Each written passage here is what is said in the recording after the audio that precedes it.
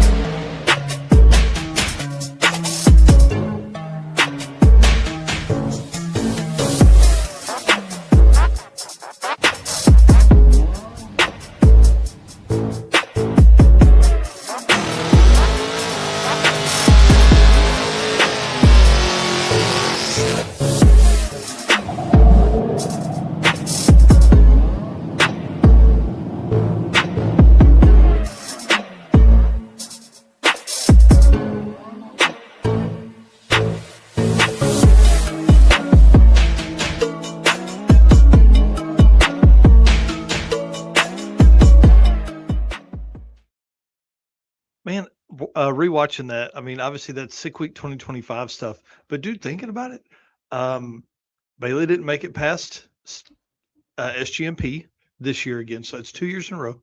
And the front end of the yellow Challenger, whatever that Mopar is, it was back this year with the all new carbon fiber front end and stuff like that. Looked freaking awesome. So kind of cool. We need to go through and do so. I mean, obviously, I need to build a new update. Brian, when you watch this later, buddy, let's work on a new intro for the 2026 season. Guys, I hope you're ready. Episode 142 of the Drag Driver Pete Show, presented by Summit Racing, is going to be insane. We're going to have a great time. My name is Mike Narks. I'm the host of the show tonight, and the news that happens on Saturdays. And man, I don't know, stats and stories. I hope people are enjoying the stories that we've been dropping for the slow cars, the backbone to drag and drive. So my right-hand man, Mr. Eric White, tell him what you got going on, dude. I am Eric White, co-host of the show and news, typically behind the camera taking photos. But right now, it has all been about the graphic design and artwork. So stuff for the circuit. I've been working on another non-drag and drive event, making some flyers for that. But heads up, in Oklahoma. Yes, that's right. So that's been pretty fun. So yeah, just really staying busy with a lot of that stuff and just getting ready for the circuit. Yeah, dude, it's going to be crazy. We are going to have a blast. I worked on the circuit for probably only about 30 minutes today, but just kind of calling some places, making sure we're good to go on all this stuff. We've got some fun things that are in the works from Camp Counselor Bob's. All I'm going to say, going to be a good time if this works out like we hope to. All right, well, guys, you know the deal. We need you to hit the share button as we jump in here. And I just wanted to say thank you for being our race car friends. You guys are awesome. Pat yourself on the back for being so cool. We appreciate all the support. We are going to start on Saturday. I'm actually building it out now. Basically, we're going to go through these comments, dude. Our comments have blown up the last few weeks. We've had some great guests on. We've had some, I would say, controversial topics.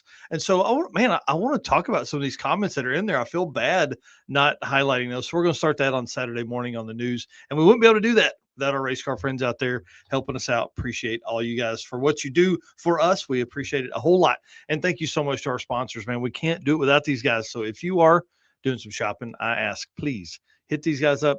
Obviously, we are an affiliate for Summit Racing. They are our title sponsor here at the show and the news and the circuit.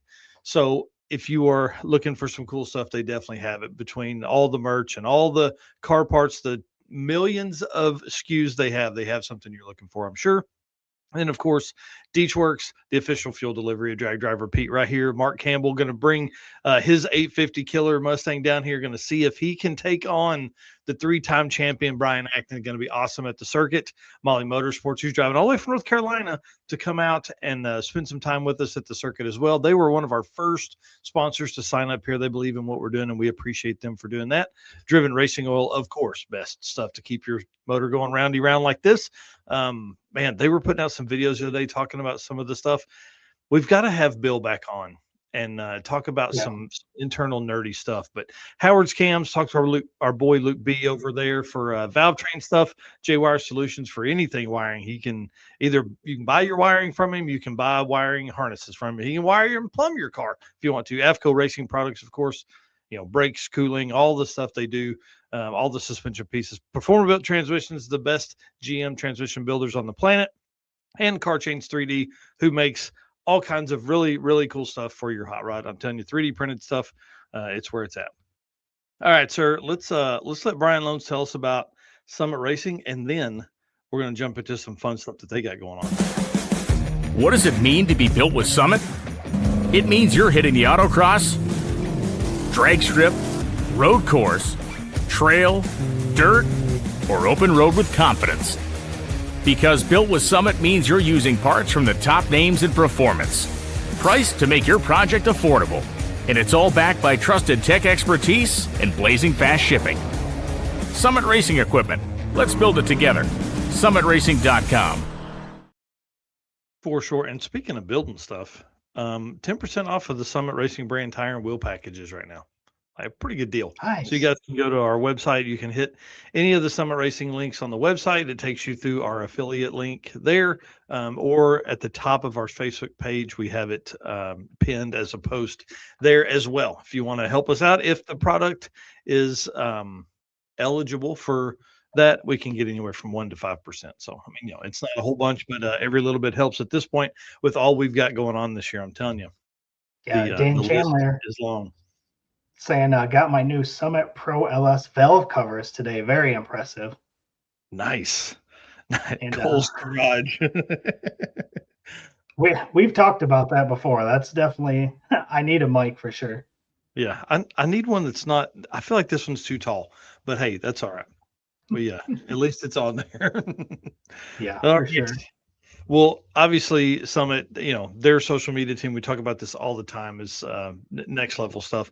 And so they made a post yesterday. It looks like if money wasn't a factor, what's your next build? And you put probably the coolest build on the internet right now on there. So that's what this thing is. Yeah, so I had to have seen these two posts like minutes apart, which was ironic, which is why I put them in here together. But yeah, I thought this was super cool. Obviously, a DeLorean there, pretty awesome. This one is built by Brian Goldfarb and JE Speed Inc. So this thing is pretty gnarly looking. Yeah, and is planning to be a drag and drive build. So I mean, obviously, if money wasn't a factor, I'm building something wild like this. Yeah, something that's unique. We've never seen a DeLorean drag and drive car. So pretty awesome. I thought that was super cool. And I thought these two, seeing them minutes apart, I thought these two went hand in hand pretty good. You can see 279 comments on the Summit post. So there was a ton of cool stuff in there too. Just didn't have time to grab a bunch of those and throw them in. Yeah. What's wild to me is the comment to like ratio of that post. Like, there's 68 likes on that thing, but 279 comments. So right. I'm sure you guys hit those like buttons whenever you're making comments on this stuff. Yeah. Bucket list mob, twin turbo Coyote or turbo Coyote Pinto drag and drive. Man. Yeah, I can't wait to see this thing at an event. That thing looks cool. There was a DeLorean at Cars and Coffee this last weekend, and man, it was just, they're just really neat. I mean, they're just, you don't see them a lot, especially here in Northwest Arkansas, so it's kind of cool. Cool story. I actually drove one. What? And they are slow as shit. Oh yeah, dude. I mean, it was a V6. Like, who would even? Why? Why would you do that? Like, here's the thing. Here's a good question. If it had had a rowdy V8 in it, would it have changed? Would it have been a better selling car? Oh, I'm sure it had to have been. Yeah. They're so heavy, and like you said, that engine just there was no power. But I tell you what, it was still super cool to drive. Oh yeah, and the looks and the thumbs up and all that stuff, which is really, let's be honest, that's the second reason we build cars is for Absolutely. people to look at it and point at us. Well, guys, while you're on the Summit page over there, while you're on summitracing.com, make sure you grab your Drag Driver Pete Summit branded merch. You've got t-shirts here, you got hoodies, got big brim hats, which we're going to need here in the next couple weeks because we're going to be out and about at events talking about all that stuff. So Drag Driver Pete updates. Big shout out to Rodney Reeves, who's kind of led the charge. We talked about this in the last 3 episodes because we've put out articles on this, but the newest, and again, air quotes for people that are listening to this, slow car article about Jeff Russell this time. A few cool topics I pulled from the write-up is that who inspired you to build a hot rod? Said his dad got him into it at a young age. Said it kept me out of drugs and alcohol. Yes, you have no money for that other stuff.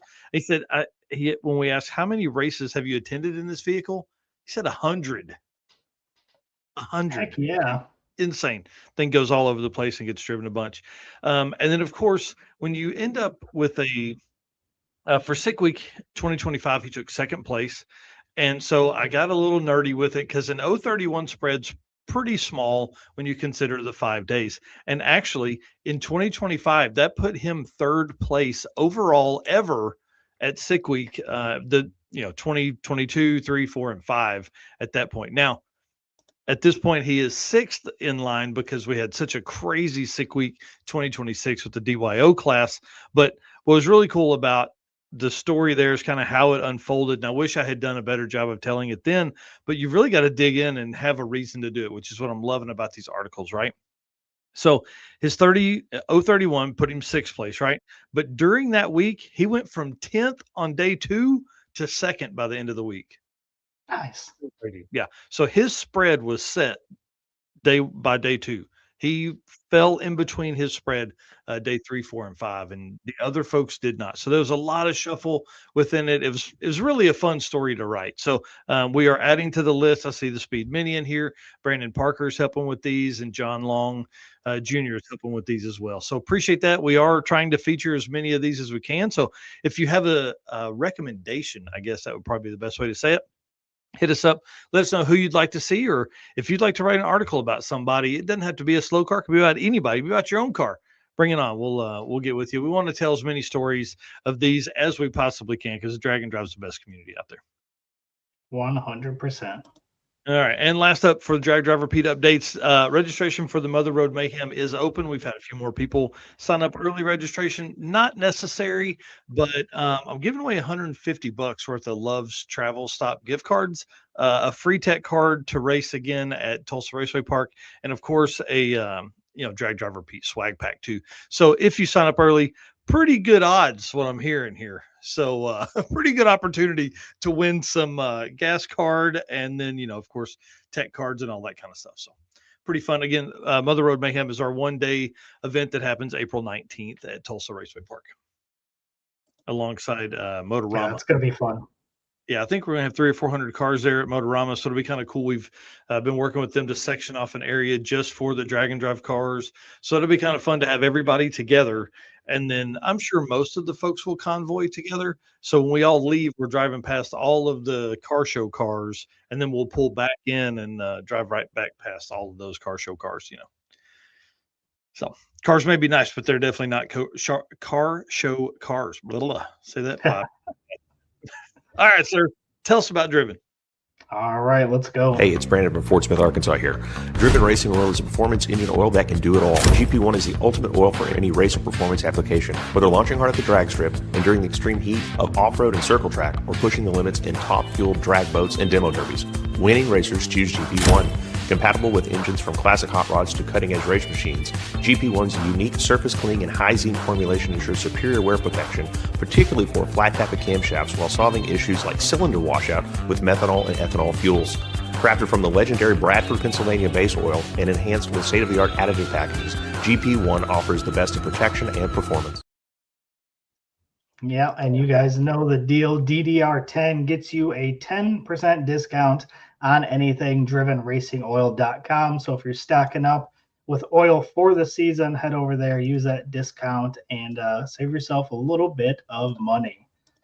So let's talk about event updates. So first up is Pistons in the Pines. Registration is supposed to be opening March 15th. I did see in a post that if they don't have everything lined up yet, that will get pushed back. But as of right now, March 15th is registration for Pistons in the Pines, which is July 23rd through 25th at Fernald Field Dragway and New Oxford Dragway in Maine. So this is going to be a new one in that northeast part of the country. Classes for it are DYO, small tire, big tire, stick shift, gas or hot rod, tailgate, and all-wheel drive. Yeah, the all-wheel drive class is going to be interesting, but I guess those guys probably have to have that up there, because I'm sure the weather gets pretty gnarly. I was actually messaging back and forth with the promoter for this today, just going through all the, I don't know, I hate to say tips and tricks, but, all the stuff that we've learned over hosting so many of these, with ticketing and all that kind of stuff. So excited to help out any way we can, and look forward to getting back to, I'll be messaging him, I'm sure, after the show tonight. Absolutely. That's awesome. And next up, Redwood Rally sold out. Pretty awesome there. Mm-hmm. But you're going to want to get on the wait list and or the Vega bonds, which I thought this was pretty cool. So for those watching, you can see on the screen, what is a Vega bond? It's a person who wanders from place to place without a fixed home. So this is a cool name for your race weekers or your road weekers or your sick ward or, those kind of names. But I thought this was cool, the Vega bond. So you can, again, Redwood Rally sold out, so you can get on the wait list, or you can sign up for the Vega bonds. Yeah, that's awesome. I'm excited about that. Again, that's an event I plan to attend, depending on how drag week goes. I don't know. I don't know. Maybe I do half the drag week and all of Redwood. I don't know. We'll see. And then next up here, we've got the Havlic's Fastest Streetcar Shootout. So registration update as of the 9th. So 2 days ago, they had 111 quality heads-up entries filled, and that leaves 39 spots for their 150 car limit for the heads-up classes.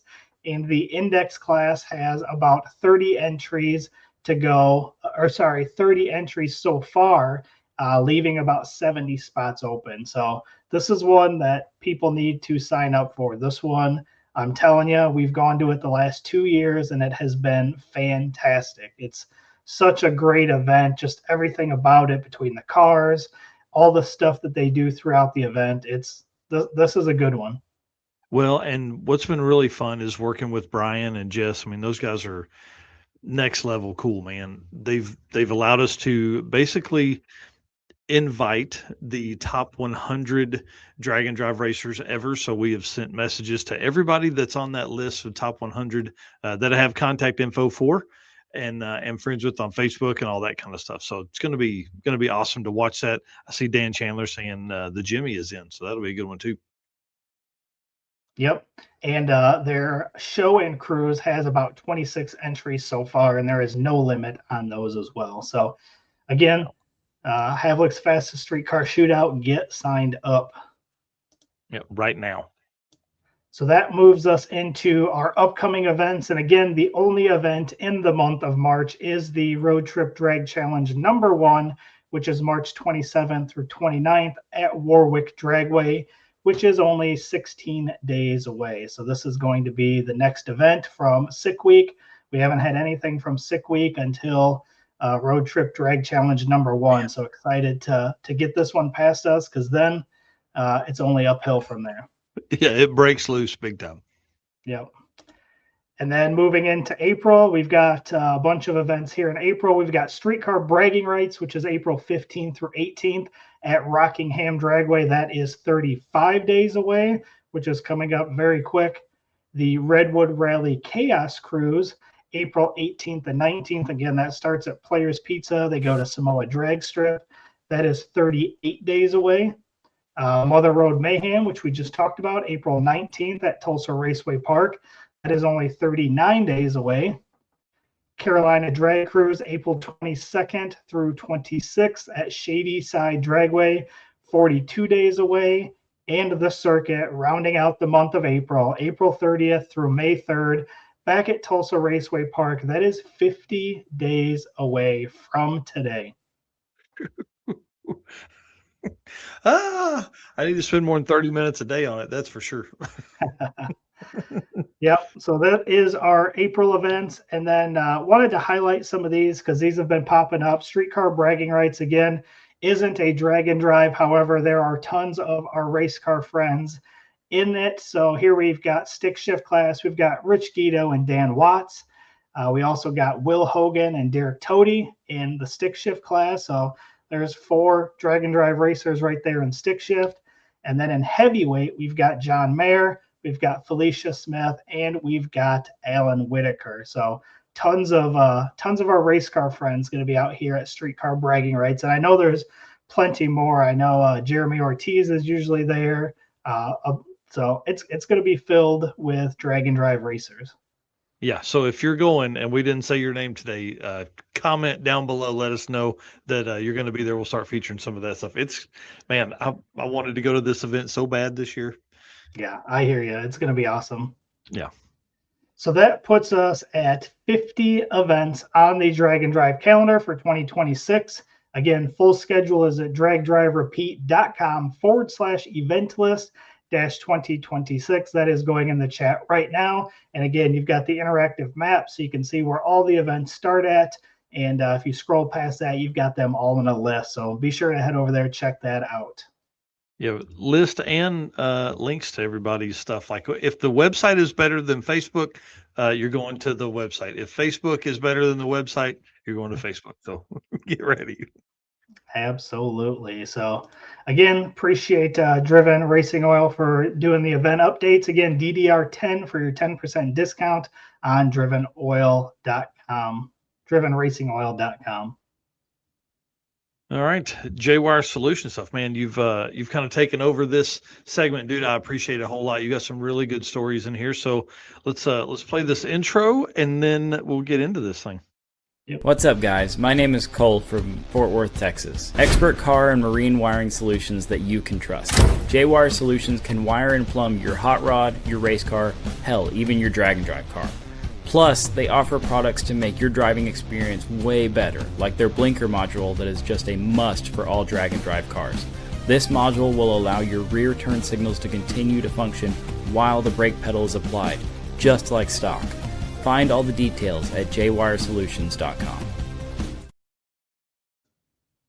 Give a shout out to boy J-Wire. Him and I were talking earlier today.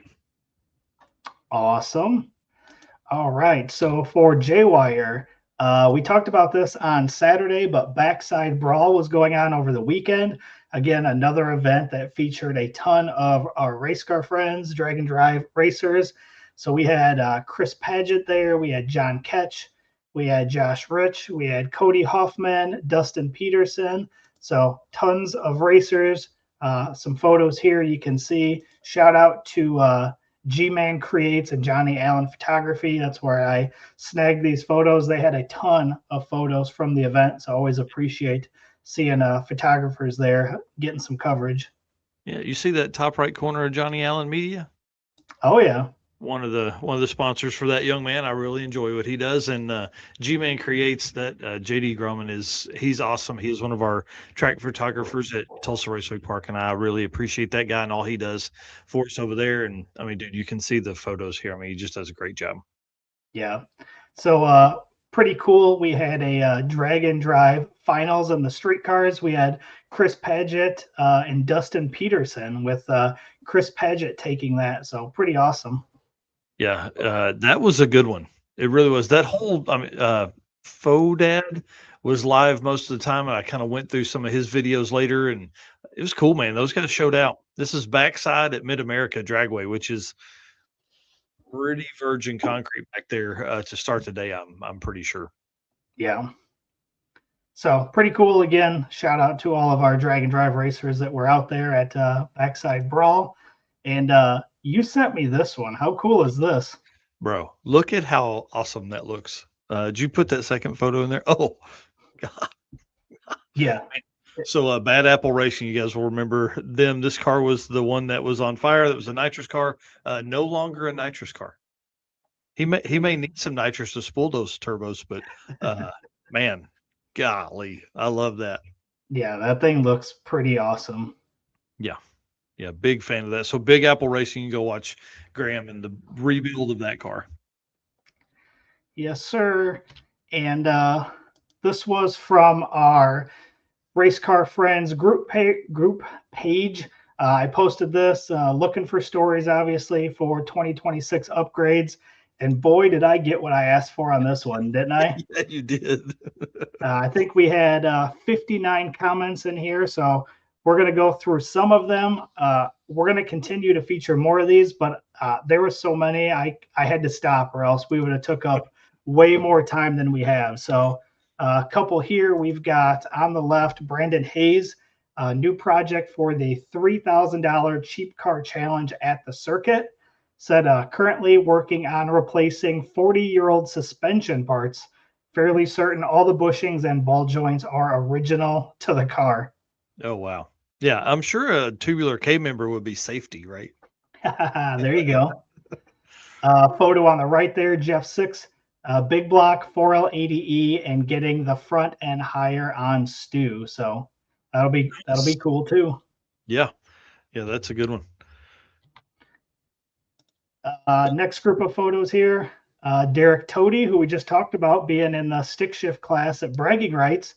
He is building a 25-3 stick shift drag and drive 84 Buick. Wow. I'm in. This would be fun to watch him and Nico Christoferi go head to head. Yeah, I thought that same Nico's thing. car has been updating as well, so that should be pretty fun to watch. Yeah. And then on the right there, we've got Rich Van Allen. He said, started as a belt and pulley cleanup. We've all been there before. While I'm in there, might as well go ahead and do that, Yep. The whole front end off. And that's going to be for his wife, who's actually signed up for the circuit. So how many days did you say we have until the circuit? 50 days from today. And they have no anything in that truck. Got a little bit of work to do. Yeah, bring it on, man. And a couple more here. These ones were awesome. Anthony Burns on the left there said new Forge LS, new centered iron clutch. Next up is Cage. Man, what a cool car. Yeah. And same for the one on the right there, Jason Golden. He said new car, new engine, faster and better, I hope. I love this thing. Oh, that thing is going to be so fast. Yeah. So fast. And his other car was fast. This car is going to be next level fast, though. Yeah. Not only fast, but it's going to be nice. Yeah. It's going to be cool. And then to round out our post for today, again, we'll feature more of these. But Brian Havlick, he said, Drag Week 2026, my 20th anniversary since first Drag Week. We're just changing the whole car for this one. More updates coming soon. Left me on a cliffhanger, but badass photo right there. Dude, and look at how low that thing sits. Yes. Oh, I'm in. This car has been rowdy for a long time, and I can only imagine it's getting rowdier because that's not the same front end he had on it before. I'm certain that's looks like a one piece. Am I crazy? No, I think so. Front end on there, yeah. That car should be very, very fast. So yeah, pretty awesome. Again, 59 total comments on this post. Appreciate everybody jumping in there. This is something I want to kind of do more of. I did it for a while. I dropped off, and I think just getting these kind of posts back going again is fun, seeing everybody's stuff. And I'll come up with a new topic and we'll do another post, but we'll continue to feature some of these because, like I said, there was a ton of cool cars that I didn't even get to show. So more to come on those. Yeah, definitely. And This next has me, dude. I was rolling. Yeah. This next one I put in just today. Shout out to Jeff Kerchick for posting this. Said how to become rich and said stop entering Dragon Drives. And that book ended up right where it needed to be, in the trash. Yeah. Yeah, dude. Just got to figure out how to make money at Dragon Drives. That's all we got to do next.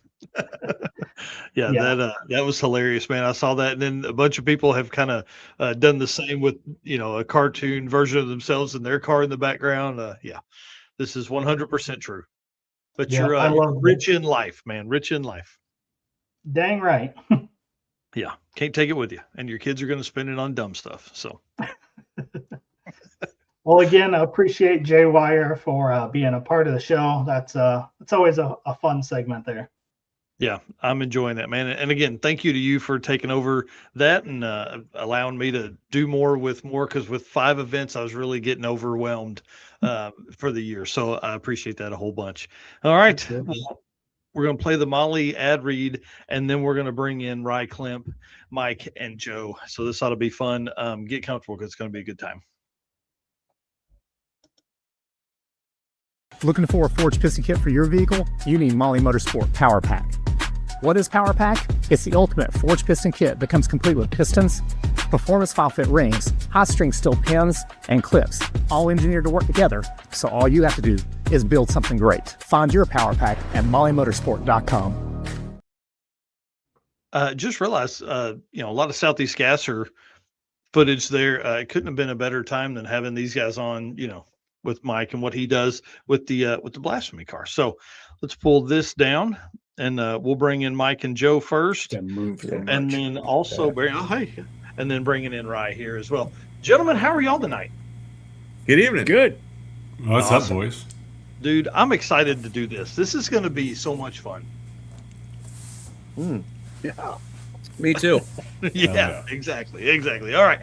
So for folks that don't know and haven't been paying attention, we've been, man, I want to hear stories from Sick Week. I want to talk about how much fun it was to start this. And then the next part, we're going to talk about like the fun project cars you have. And then we're going to end the show with, more project cars, because I think you all have several. So it's just going to be a night of what's going on in your garages, I think. Right on.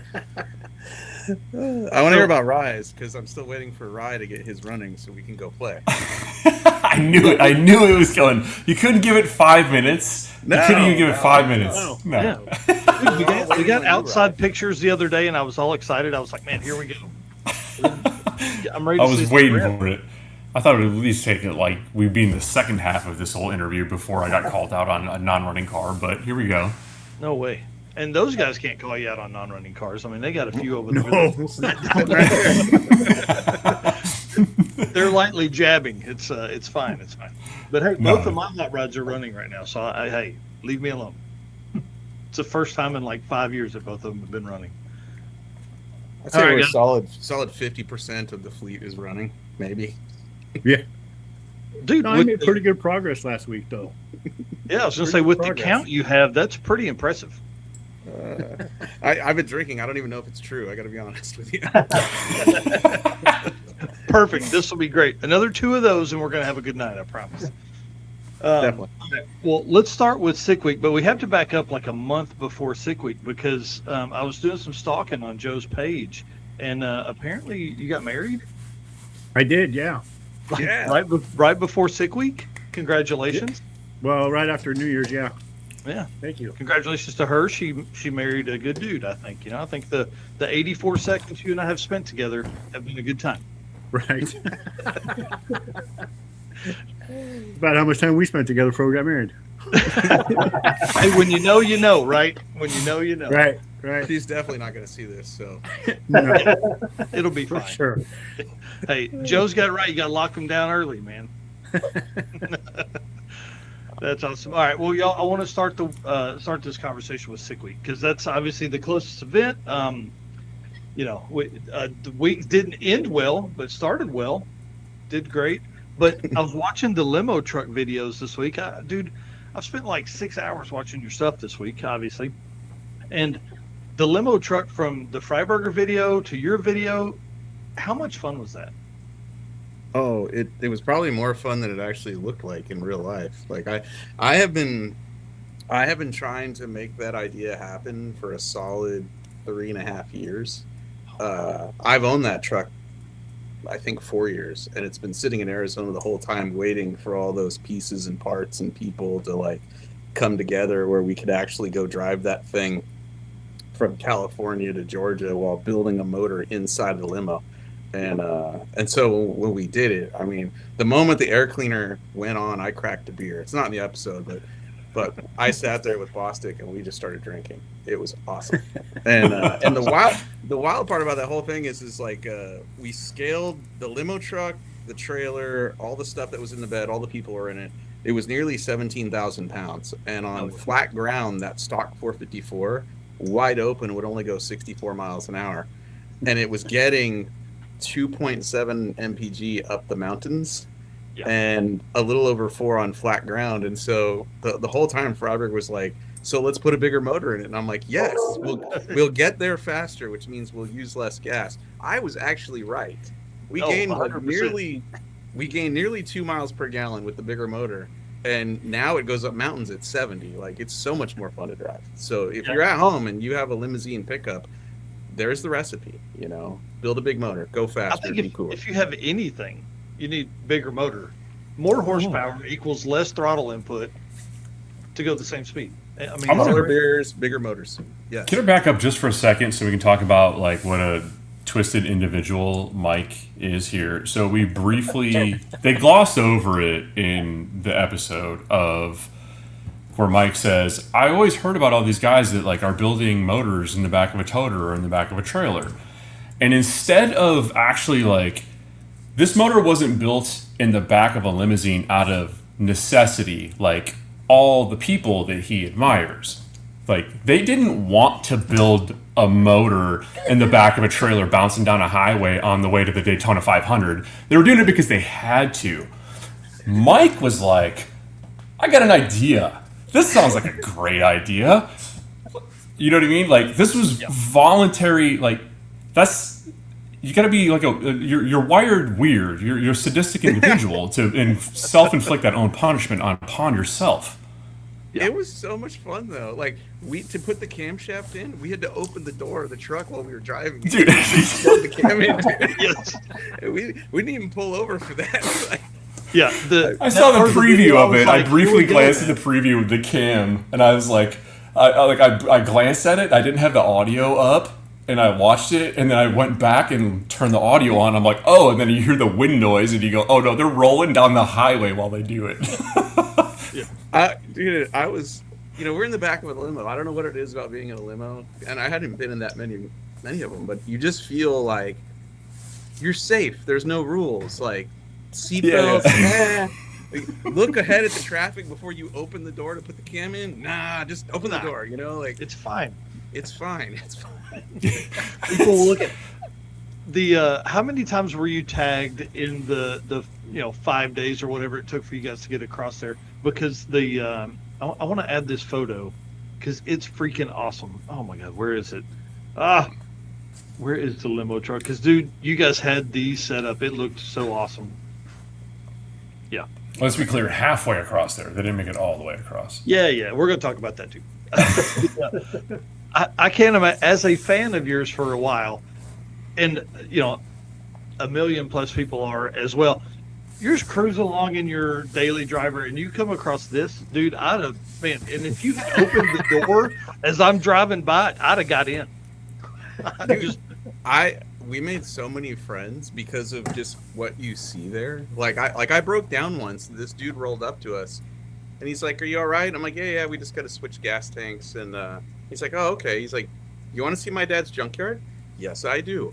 And 2 blocks later, we're in this epic it's not even junkyard. It's this dude's house in his barn, and in the barn are just Harleys that he's built over the years, and the property is surrounded by dirt track cars and muscle cars and things he's wrenched on over the years. And he's one of the most interesting people I've ever met. He owned a drag strip and was like, here's some participation medals from the drag strip. Have them, you know. If we were driving a Honda Civic, nothing that's wrong with Honda Civics. If you got Type R, you're cool. But if we were just driving a Camry or something, that doesn't happen, you know. Yeah. But you take a 6-door truck and put W Bob behind it, and magic happens. You know, Yeah, whether and you so plan do it or people- not, it's just gonna happen. So The one guy that came over, I think, that helped you guys with the brake drum, that was a great story. You know, like he's taking it to his shop, all that stuff. You know, that guy, that'll be a story forever. we were just sitting in a parking lot. That just rolled up. He's like, I got a dealer over here, you know, and great, because we don't even have the tools to do the work we needed to do, you know. Yeah, like it's just drive interesting cars. You will make friends everywhere you go, you know.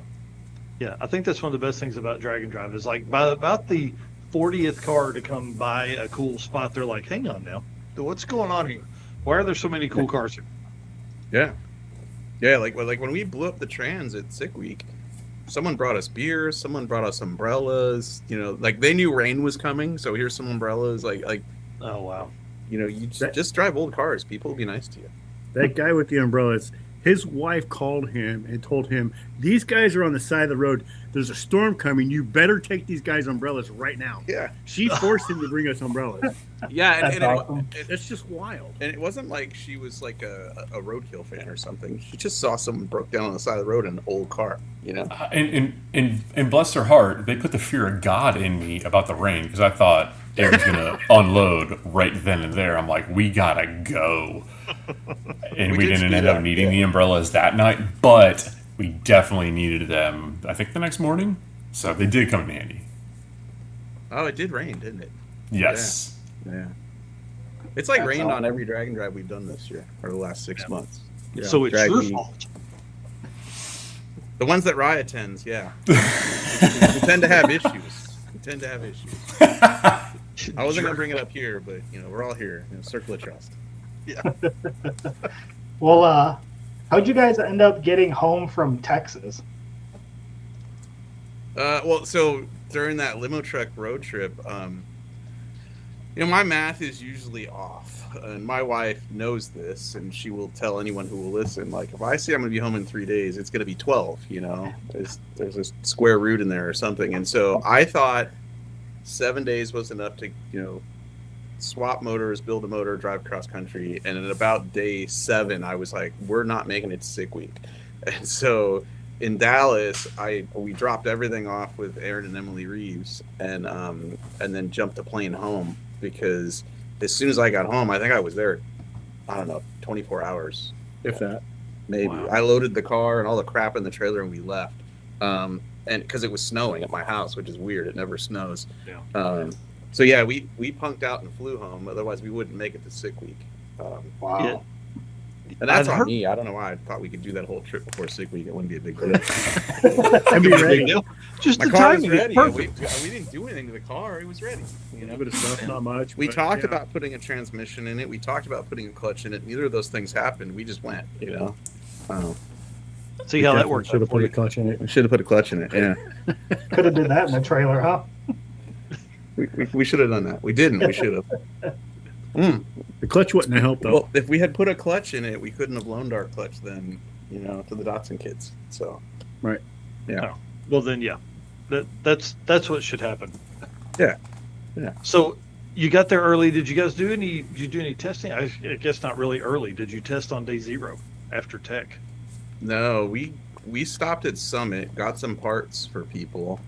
When we showed up that evening, it was snowing, so we didn't test. And then on day 0, I think we tried to test, but we were in line. Oh yeah, we were in line. We were in line Turned around. with my next door neighbor, who was in line for 5.5 hours and didn't make a lick in testing. Because I don't know right. what I the forgot hell was about happening that. in testing, but they weren't running out full lanes. They were picking from different lanes. Yeah. And so The it run was- order was all like a little like jacked up because they did we thought they said there were going to be like multiple run orders, so we were real lazy about turning the car around because like, oh, we'll get another opportunity this afternoon or whatever, and so we kind of took our time and then pulled up and we're standing there and they're like, yeah, the sun's going down, we're going to shut this down. Like, well, what about that second run session for slicks? And they're like, oh, you can try and just jump in line. Yeah, there were some people that were waiting in line for 5 hours to get turned around, and we were in there for what, like 5 minutes. We were pissed, but not we that were. pissed. There was confusion because there's always an all run. Yeah, they were running run groups all day, and so we were waiting for the all run, and then a couple of days there was no all run, and so the testing thing, we were waiting in line, and I was like, if the sun goes behind the trees, we're not running the car. I'm not risking it. It's way too cold.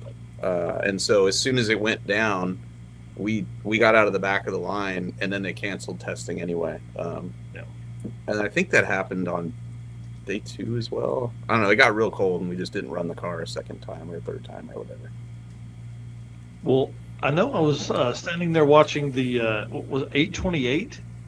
Was that? Yeah. Man, bro, I think everybody went, what just happened? So, yeah, I was shocked. Like, I saw it and I was super excited, and then I'm like, oh, wait a minute, this sucks because we can't use it. So I theorized. I think that was the same thing everybody on the starting line went to. It was like, yeah, oh shit. So you guys, if we back up to drag week, remember we went up and we're like, we've neutered it. Yeah. And this time walking up to the line, we didn't say anything. No, but we neutered it. Yeah. We kept our mouths shut. We're like, I pulled 2 degrees out of the entire map. Yeah. When 828. The air was just so damn good, and we had made a shock change before. Well, the day before, actually, I think, and it was in a direction we hadn't gone in the car since we put the IRS on the front end, or IFS on the front end, and it liked it. But really, it was just the air. Like that air was minus 1500 when I ran the car, which we've never run the car in air like that. And thank God for closed loop, because it was lean when it went down the track. And it would have gone even faster, but we only had the closed loop allowing it to correct 5%.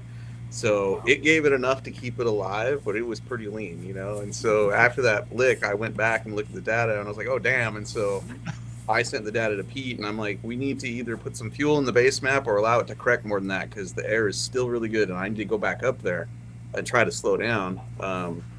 And so, the 828, it wasn't a fluke. It was just really good air, Yeah. And the clutch was real happy, and the car was good, that day. Right, and then was that the day 2 that it did that, or was that day 1? That was day one. That was off the trailer day 1. Oh yeah, that's right. Yeah. Yeah, and then the follow-up was the best pass ever. Right. That was the luckiest pass ever. 7. I mean, that was. You couldn't remember where you lifted, how you lifted, what you did. Most of what I said to you guys when I got out of the car was incorrect, because when I went back and watched the video, I was like, what I told them was, I short shifted, I ran into the rev limit in third and let it sit there, and I threw the chute and dumped the gas. Well, I did short shift, but I didn't run it into the rev limiter and let it sit there. I didn't throw the chute till after the finish line, but I let off the gas completely at like 1,000 feet, and it just went 850 flat at like 145 miles an hour. It was complete dumb luck that it did it. That's what we talked about. I said, dude, what is it? We looked at the data before that pass. And we had pulled more timing too. Yeah. We had realized, I said, if you see, you usually go through the traps. If you see 7 anything in 4th gear, just clip it. Just let out of it. Well, I told you, I can't see that. Like, I'm hanging on for dear life. It's the only thing in front of you. It's air and a number. There's a lot going on there. I'm in there like 4th gear, sex with my wife. Where's the parachute handle? Look down. Oh God, it's over. Like, I'm not that good of a driver, bro. I can't tell you what RPM I crossed the finish line at. That's awesome. That's what data's for.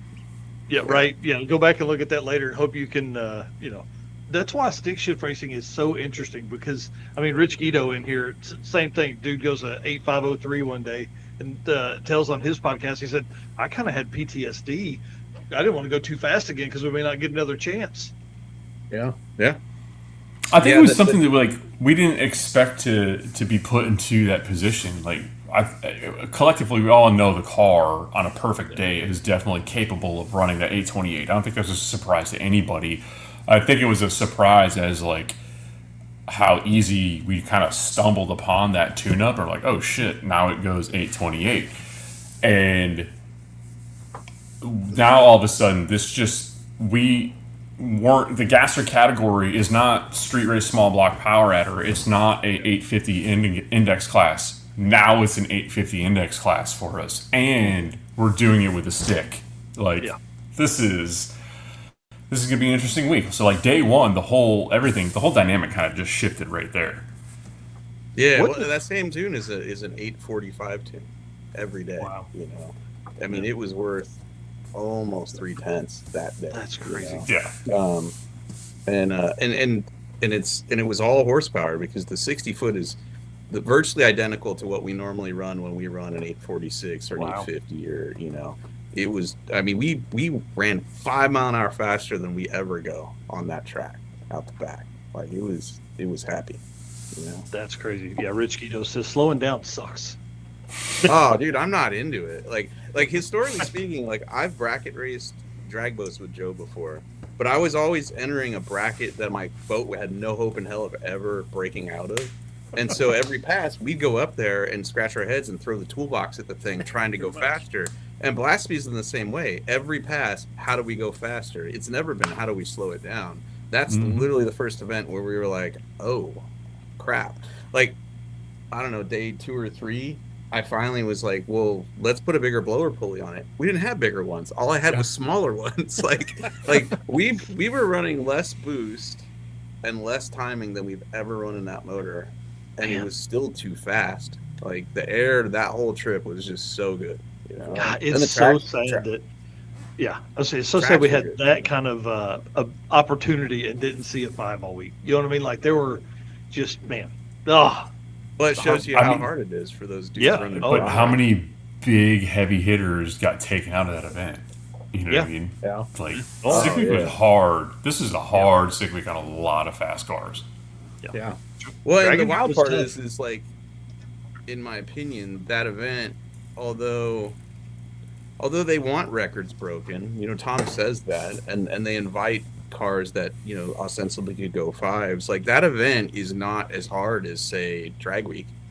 In my opinion, like Drag Week is probably still the event where whoever's in charge of it doesn't care about your feelings and doesn't care about the route and is not trying to make this a vacation for you. And the checkpoints are meh, So, I mean, a lot of times they don't even call the people who have the checkpoints before you arrive. They didn't know coming. I know they don't. We've had that conversation with places because they're like, what is happening?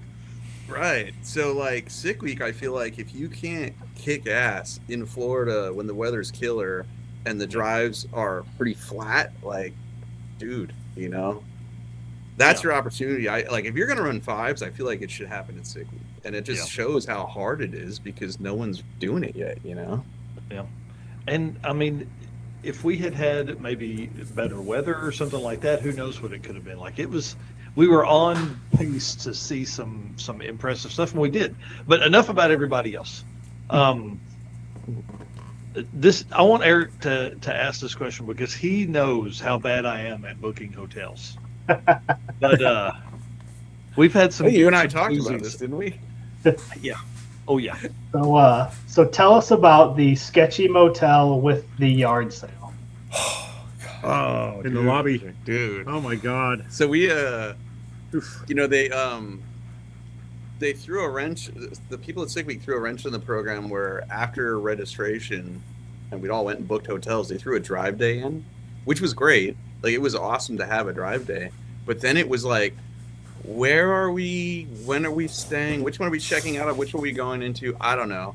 And by the time we figured it out, there was nowhere to stay except near that bowling alley in the worst hotel, top 3 worst I've ever been in my life. And my standards are so low, I don't care. I'm like, whatever, I'm here. I'm going to sleep for 3 hours. I don't care.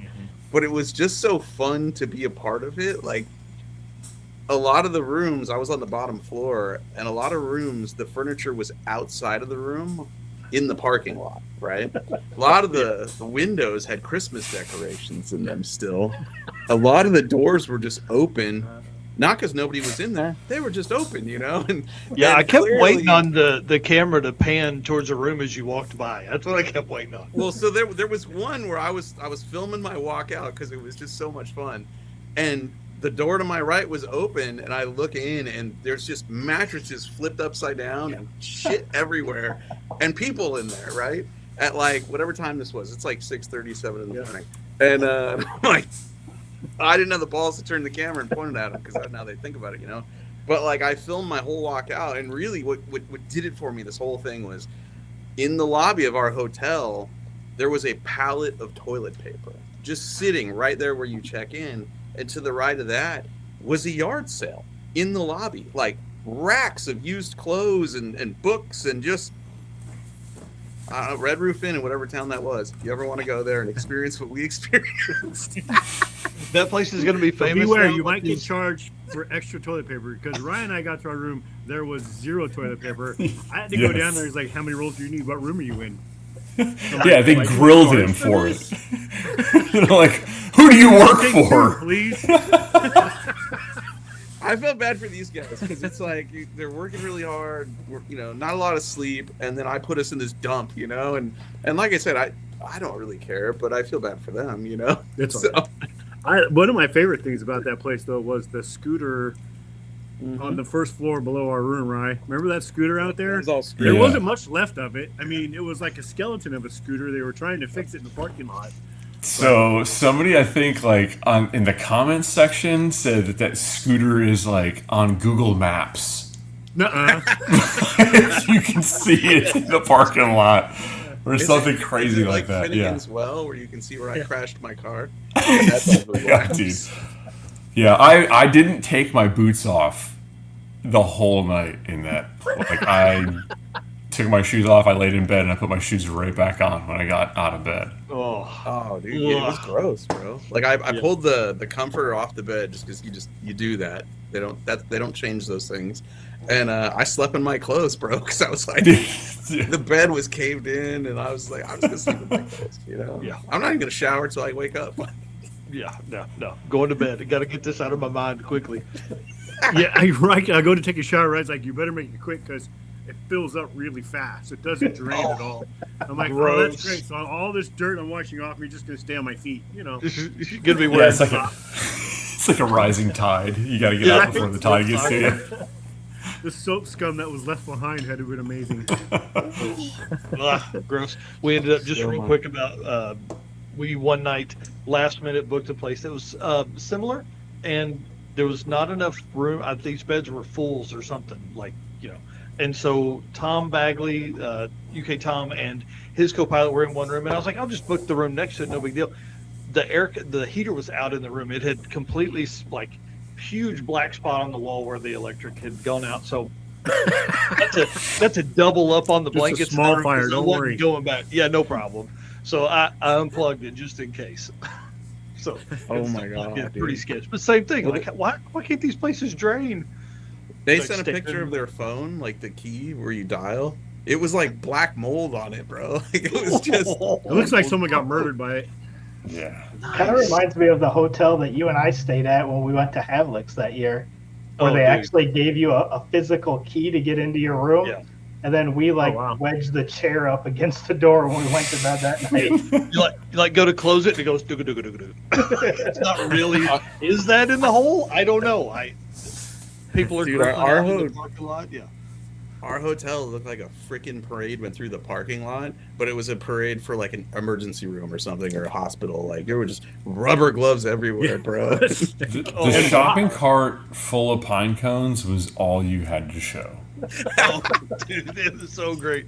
So and the great. dress shoes. Just dress shoes and pine cones, dude. Nice ones. Like, those had not been worn. Cole's Garage says one of our hotels at Six Smokies had toenails on the floor. That's disgusting. Those are mine, bro. Sorry. Oh man, yeah, that wasn't mold. That's awesome. Any other fun stories? Oh, go ahead. Well, we're on a motel binge right here, like the boat drive we went to last summer. That was dude. Oh, you want to hear a hotel story? So Yeah. we go drag boat racing in Tennessee last summer, and it was like a last minute deal. We didn't assume all the hotels in this town would be sold out, but they were. So my buddy Mike goes, "Don't worry, I got you guys a room." All right. Well, there's 3 of us. All right. So we get to the hotel after everybody else. It's on the 2nd floor. Our buddy Mike and his friends are in the parking lot drinking, and they're laughing as we're walking up there, right? And it might have been just me. I don't know. No, it was all of us walking down, and I think we just came back from dinner or something. David and I walk into our room. We're like, okay, see you later.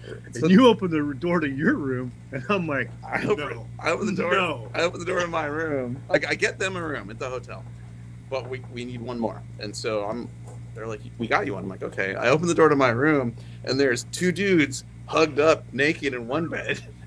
And then there's another bed next to him, and I'm like, I don't want to disturb you guys. You're snoring, so I'm just gonna shut this door and back on out of here, you know? And Oh my God, dude! I start calling around. Believe it. There's nothing available except one place called the Night Inn or something, and I go there, and legit, it's by the hour. Like, it is nasty, dude. I had to walk across the street to a mini mart to buy shampoo and soap because they didn't have it, and I forgot it, and just They're like, "You're gonna shower here?" Oh, dude, it was disgusting. Well, the whole day we had been like sanding fiberglass on the bottom of our boat, and we were just covered in crap and had to shower. But yeah, that's good times. We did win the race, guys. though. I mean, I'll give it to it was father son, granted, grown adult son, They were very hairy.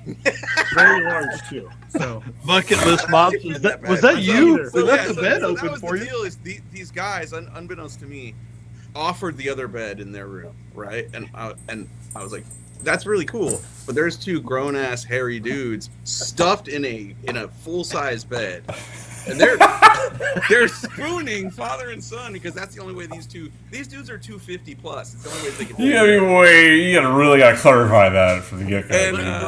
And I'd forgotten about the circumstances, and so yeah, it's father and son. They're doing everyone a favor, getting out of the other bed, and I was just like, oh man, I feel bad. You guys take the bed. I'm gonna. Mike's like, nope, I'm out. Well, that too, because I didn't even know him. I never met him. Yeah. That's awesome, man. Oh man, Red Hat Scotty has some good ones too. That dude stayed in some places, man. Must be all audience. I don't know that I've ever stayed in a Night's Inn, and I don't know that I want to. Right, you have to now. Now it's. Yeah, I feel like it's a challenge. Like, right? Right. Can you compare it to a red food? You better bring your nunchucks, bro. Right? that's a never have I ever stayed at a Night's Inn. Yeah. Do you have the nunchucks, or do we have the nunchucks? I don't know where they went. We went to a gas station, and I walked out with nunchucks and a corn dog. It was the best night ever, bro. $20 nunchucks. Yes.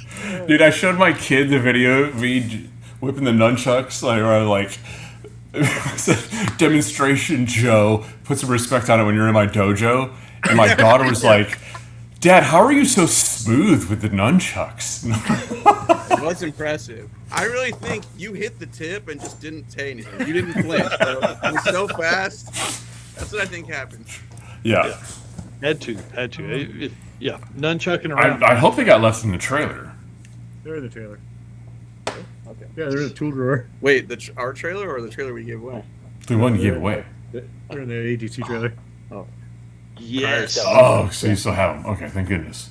Yes. Oh, Don't worry. Thought we were going to have to go back and get some Practicing, more. you got to hide those. Those have to come out of the drag and drop. Well, you have to hide them because I think they're a felony in some states. Nice. Only in We only need him for Lonnie when he turns this away, bro. That's just kidding, Lonnie. Totally kidding. Didn't mean it. Yeah. He doesn't play. All right, let's tell this story here. You guys are on the side of the road. Beautiful day outside. You're trying to catch some shade under the car, and you're there for hours and hours and hours. What happened? Well, we were doing really good. Like, we were I don't know. We were passing people.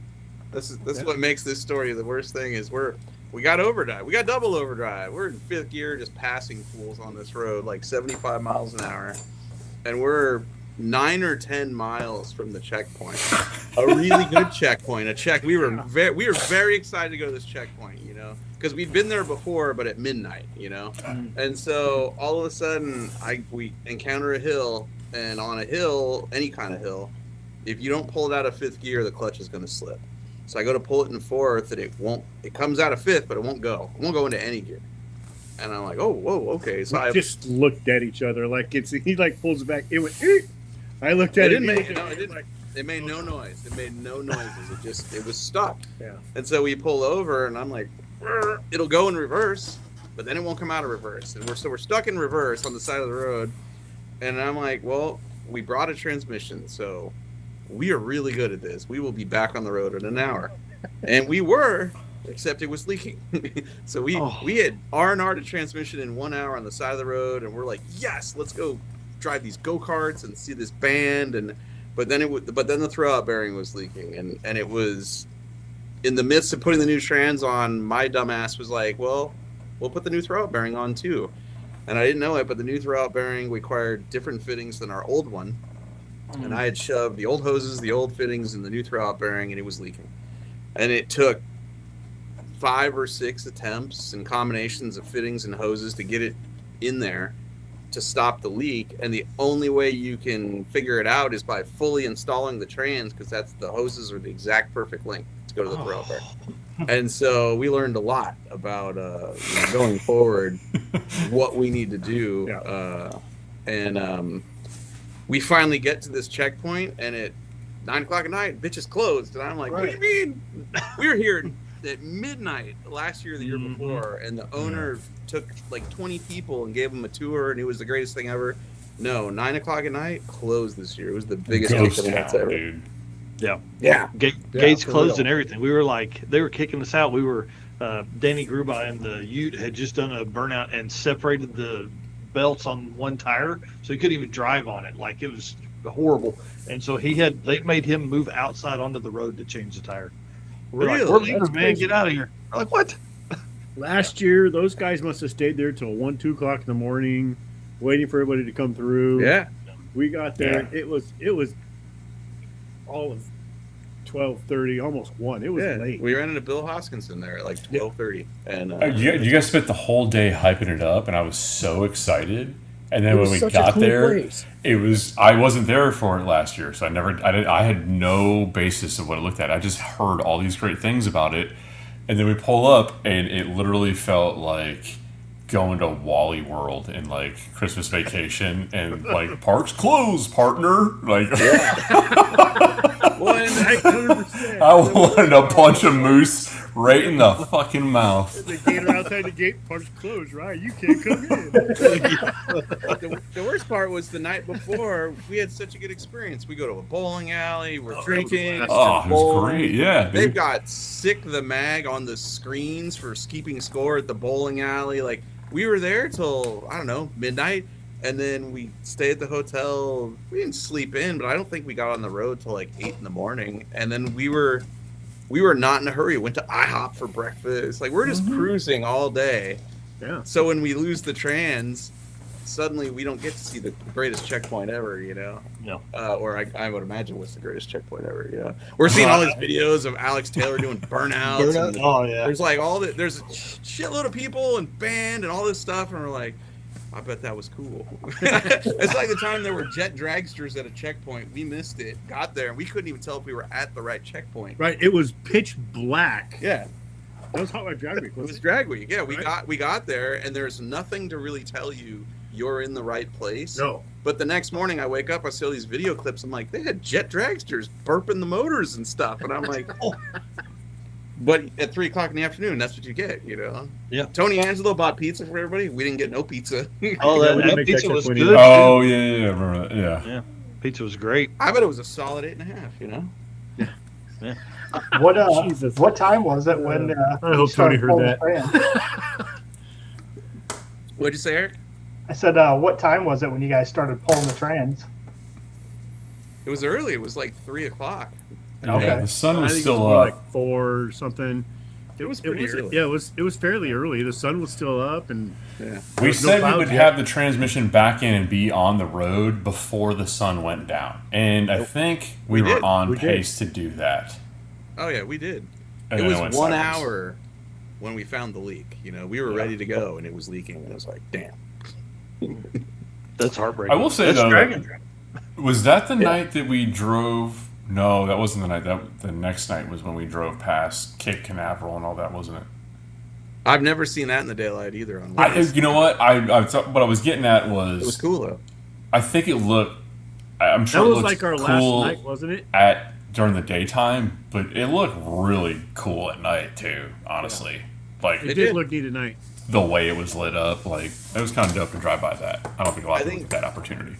I think last year at Sick Week we probably could have seen that also in Daytona Beach, but we went through there at friggin' midnight. The only cool thing we saw was we nearly ran into Cameron Johnson when he went off the road Oh yeah. outside of Daytona Beach, and we ran into him. You know, we've seen so much of this crap in the dark. Like some of Six Smokies was in the dark. We didn't realize we were next to a cliff that last night. You know, by the time we got to the space shuttle, they threw us out. Like we were sitting on our butts drinking a beer, going, "Look at the space shuttle," and they threw us out of there because it was nighttime. You know, we've seen a lot of this in the dark.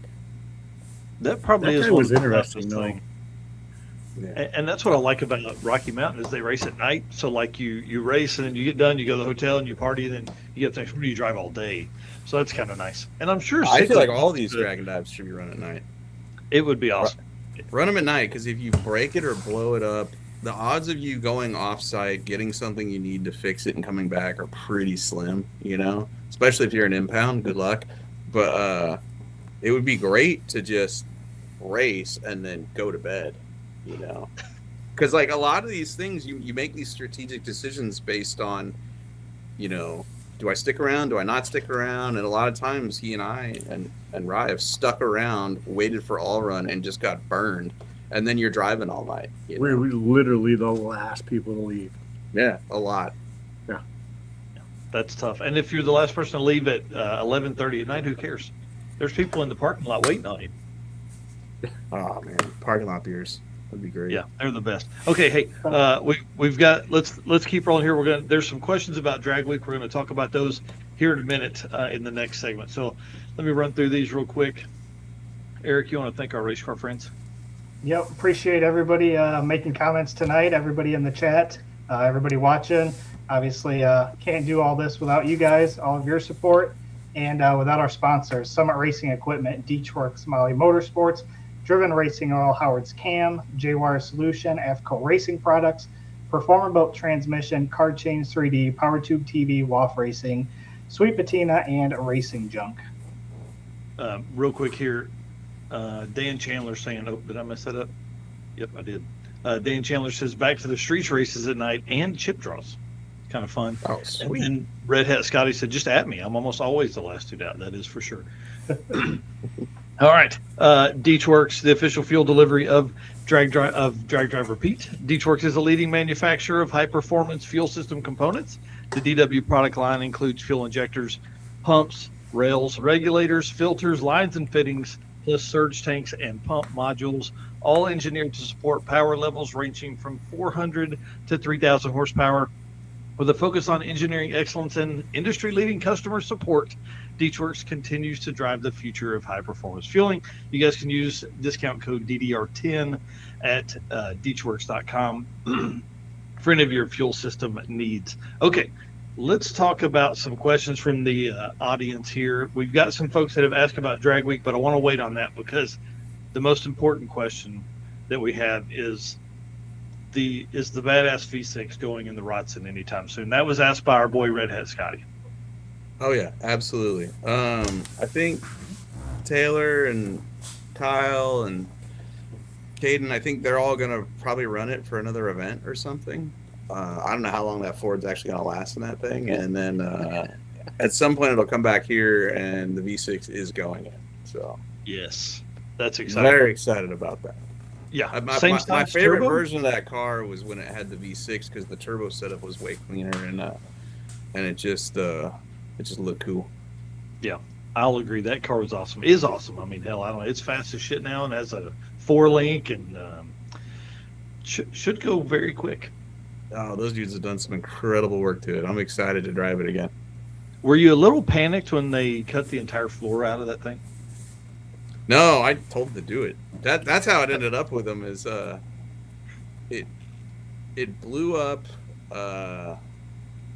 It blew up at Six Smokies, and I had said to Kyle Buntley, we were standing there. I'm like, hey, can I stash this thing at your house? Because he lives real close by to that track we were at.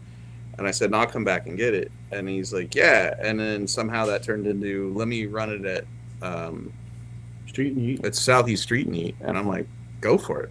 Do whatever you want. I'm like, it's got problems. So I'm like, but if you guys want to work on it, It's got problems. and Understatement of the year. and so they ran it there, and they got a good taste of life with the Rotson. And when they got back, they were like, it really needs this and this and this. I'm like, what it needs is the whole floor cut out of it. I have this other car. You could probably cut the floor out of it and put it in it. And so that's how it snowballed into, like, when they went to Street and Eat and blew up the axle 3 times, I'm like, let's just put a 9-inch in it. Let's just be done with this, you know? And so I think 3 is a conservative number.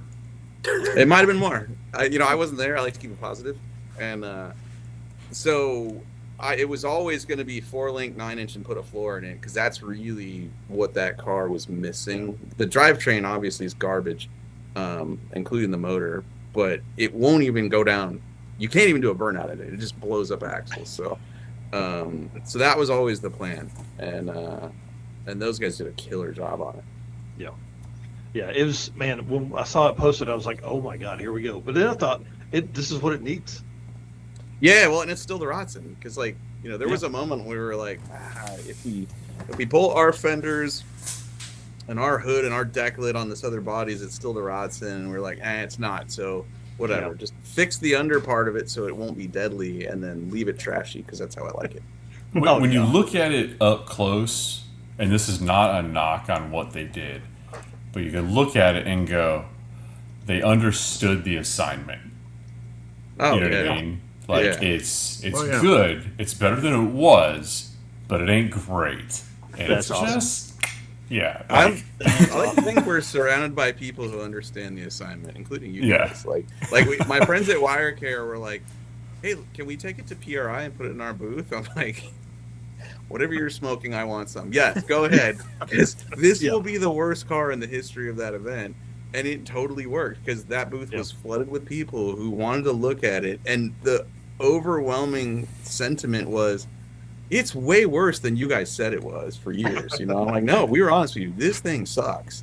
It's just a lot of fun, and when people see it in person, they're like, oh my God, this thing's a hunk of crap, Yeah, they had the fresh new hole in the roof that got torn in from Jay towing you. Yeah. It's gotten worse over the years. Yeah. But now, I mean, it's going the other way. It's getting better. Yeah, we took some flack. We put the more you look, the worse it gets. Real up, and dude, like, people were like, we love this thing. We're like, no, you're reading it wrong. We love this thing too. Yeah, I love it. It's trash. Yeah. It's the way I like it. Cars and women both, man. Yeah. Red Hat Scotty says, Mike, can you walk us through your feelings when the Rotson went 10s? Oh, it took the sting out of me kicking the rods out of Blasphemi for sure. It absolutely did. Like, these guys will tell you, I was pretty bummed out when we didn't finish. But when that thing went 10s, I was like, okay, all right, somebody I knew had a good time this week, and we did right up until the rods went out of the Hemi, we had a great time. Oh, yeah. But it definitely took the sting out of it for sure, Well, up next is the question I think everybody has been asking in the chat for sure. Drag week, and is the caddy going? We've had people ask if Blasphemi is going. What's your plans there? I won't be at drag week this year. It's my kid's birthday. It's my wedding anniversary. I kind of do an every other year thing. Yeah. And my son turned 11 last year, and he was so disappointed when he woke up and I wasn't home. And so I can't do that to him anymore. So we won't be there this year.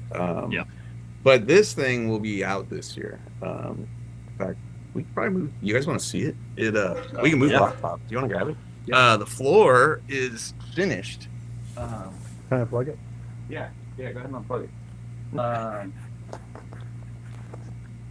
This could be dangerous. We have technology. Yeah. The center console trans tunnel's not in there, but Joe and I built the entire floor last week, and tomorrow we're gonna weld it in place. Wow, that looks awesome. Dude, Dang, that's a drive shaft. Dude, the drive shaft is so long. Are you saying it's long? That thing's gonna be a jump rope, dude. Yo, the car is so long that we couldn't make the trans tunnel here at the house because my sheet metal brake is too short. I had to go to an elevator company to bend the transmission tunnel because they had a 12-foot brake and we needed, an 8-foot long transmission tunnel. That was so cool. Like the way they did that whole thing. Yeah. And we wanted it a certain radius so it didn't look like a giant square box in there. Yeah. Oh, wow. You need an elevator company or somebody that makes like siding for trailers. Yeah, siding for trailers would be good too, yeah. But the elevator company was the move because they nailed it first shot, $100 including the materials. Yeah. For a complete tunnel, and the tunnel goes up and it has a 4-inch radius and then it's flat. And so it's this really soft console. It's not sharp corners and it's not round, which is what everybody does, Yeah. And so I wanted something that had room for a cup holders and put the shifter on top, and they nailed it. So if you guys need a trans tunnel cover, elevator company, Yeah, because that's all they do. A car that's 74 feet long. Yeah, if you're gonna drag race a bus, elevator companies. Next driver drive car. Yes. Yeah. No truck. Hey, what did the 454? What was the power on that? What did it make? The stock 454 put. What was it to the tires? I forget, but the video will be out. The video will be out Sunday. It was epically low. The number. I was like, damn, it was worse than I thought it was gonna be. Whatever it takes to push 8,000 pounds, 64 miles an hour. That's what it put to the tires. Wow. How fun. All right, so David Hurt and AJ Lloyd again asking Caddy for Drag Week, and they said David said, I know the ACL will slow down progress. What's that like? What's rehab like? How are you feeling today? Is that why you're drinking beers? I had an ice pack on my knee the whole night. I don't know. So I go Tuesday to get my ACL replaced completely because that snapped in half. And then while they're in there, they got to figure out what else I screwed up.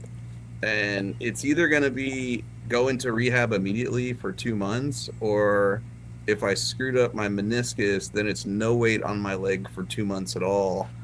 And I don't know. I'm hoping they don't find that in there. Yeah, no kidding. And that will suck because I don't know. I got a lot of stuff I want to do this summer, and the screwing up my knee is putting a damper on that. So yeah. Luckily, it's my right leg. I could still race stick shift as long as I can put weight on the leg. Oh, there you go. Yeah, as long as your foot does this, you're fine. Yeah, I can drive right now. Just get him a cane to poke the throttle with. Dude, Poland can probably dial me in with some controls and make something happen here. Yeah, that's exactly who I thought of. Well, Jim Hopping said favorite beer for parking lots and goals for the caddy. I'm pretty easy on the beer as long as it's cold. And not an IPA. I'm not an IPA guy. And the goal for the caddy is drive somewhere this year. I'd like to run an 8-second pass with it. I'd like to road trip into Vegas with my friends and family. I don't know. It's taken so long to get to where we are now. I just want to drive it. So right. I just want to hear it make noise, go around the block, take my kids to school. After that, everything's gravy. So yeah. And then he also has said plans for the FBI command center trip. Well, before I screwed up my leg, the plan was to either turn it into an enclosed car hauler or a toter home. And if I was a sensible man, we would turn it into a toter home because the resale would be better. But I don't know. I mean, maybe we'll just stick a car inside of it. I don't know. You know? Tommy Dupree here from Summit saying, "Are you making an appearance at the Mickey Thompson Turn and Burn?" Yeah, and we're gonna bring something really interesting to this. We got a plan for that. So. Oh, you guys are going with it? We're gonna go to that. Yeah. Yeah. I'll be doing it with New Bern. Oh, are you? Yeah. Dude, New Bern backdoored our third man. Wow. I didn't know that you guys were doing it.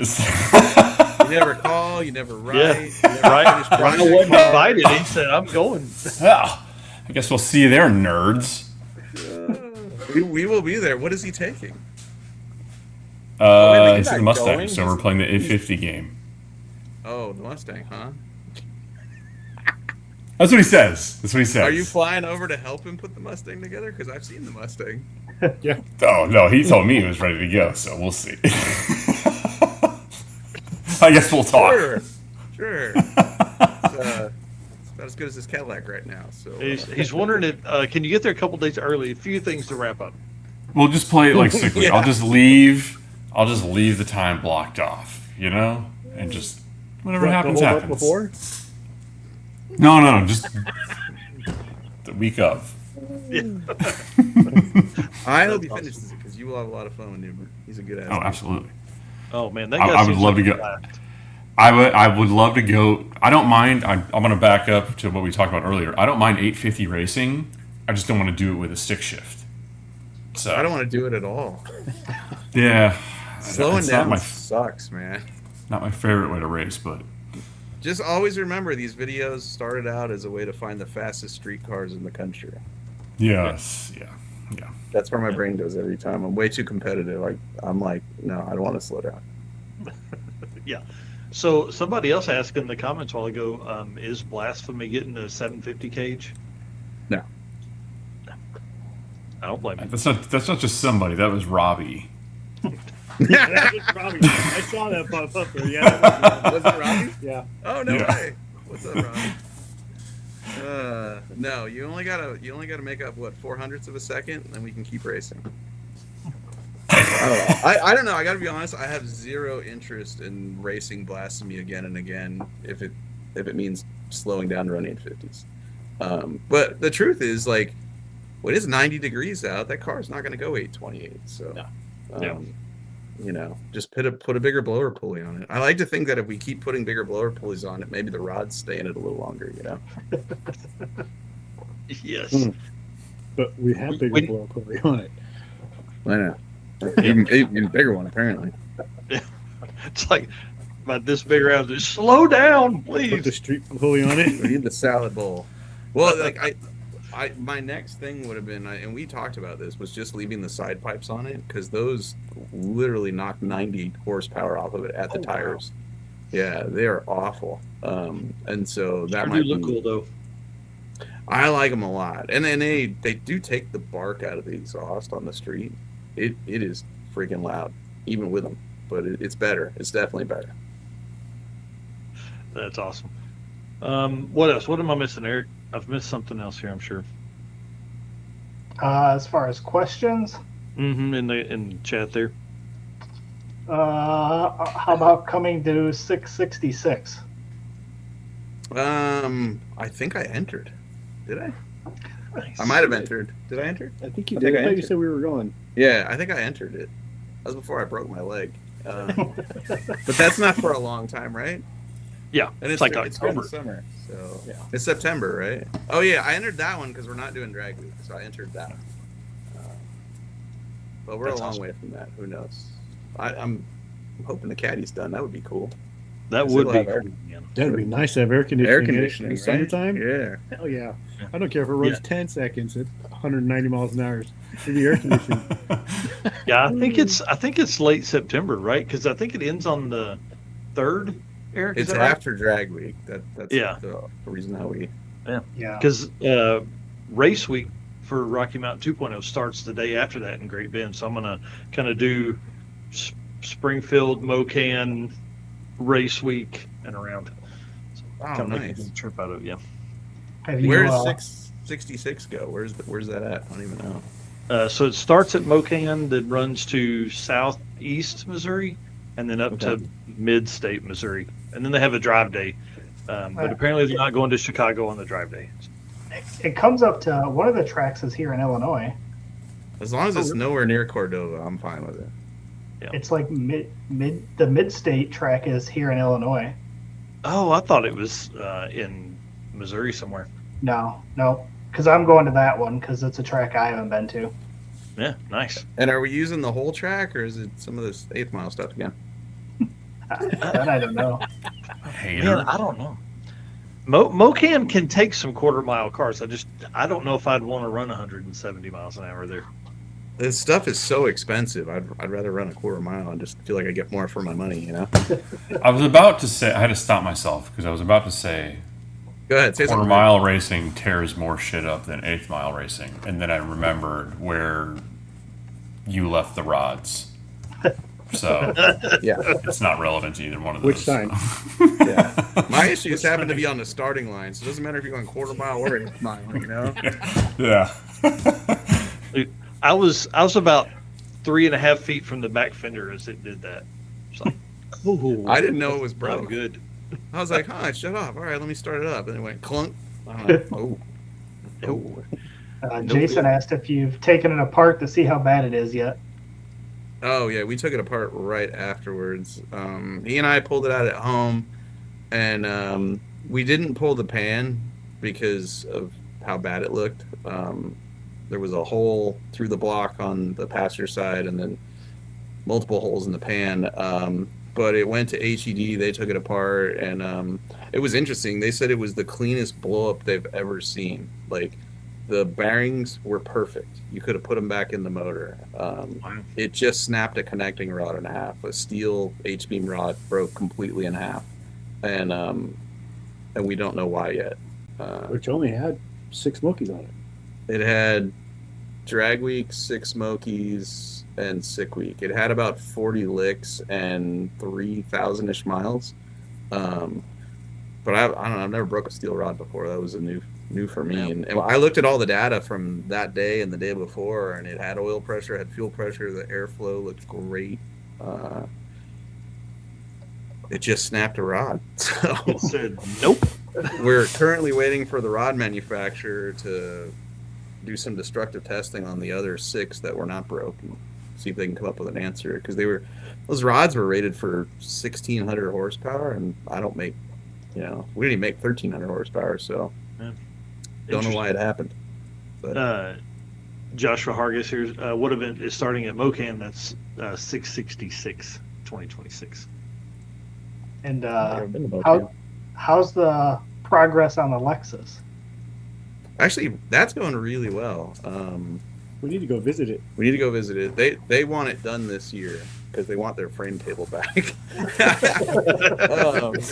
The Lexus has been kind of slow going because that's just not what they do. They were doing me a favor, essentially.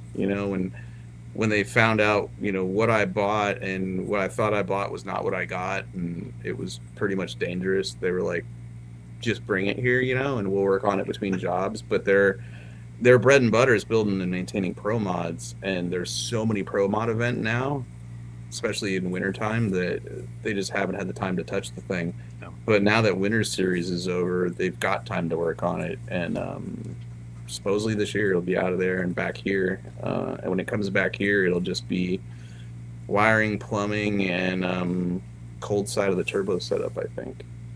Nice. And so it's conceivable it could make some noise by the end of the year, which would be rad, because that's going to be a fun street car. Yeah. That thing's going to be insane. Well, this conversation leads perfectly into the next spot. So, Eric, do you want to do the AFCO racing read real quick, and then we'll jump into project cars that Mike, and we're definitely going to have Ry talk about what's behind him. And then I want to know if Joe has some too. All right. He does. Racers know when you want performance that wins, you want AFCO. From shocks and suspension to cooling, brakes, and more, AFCO Racing has been helping teams go faster for over 30 years.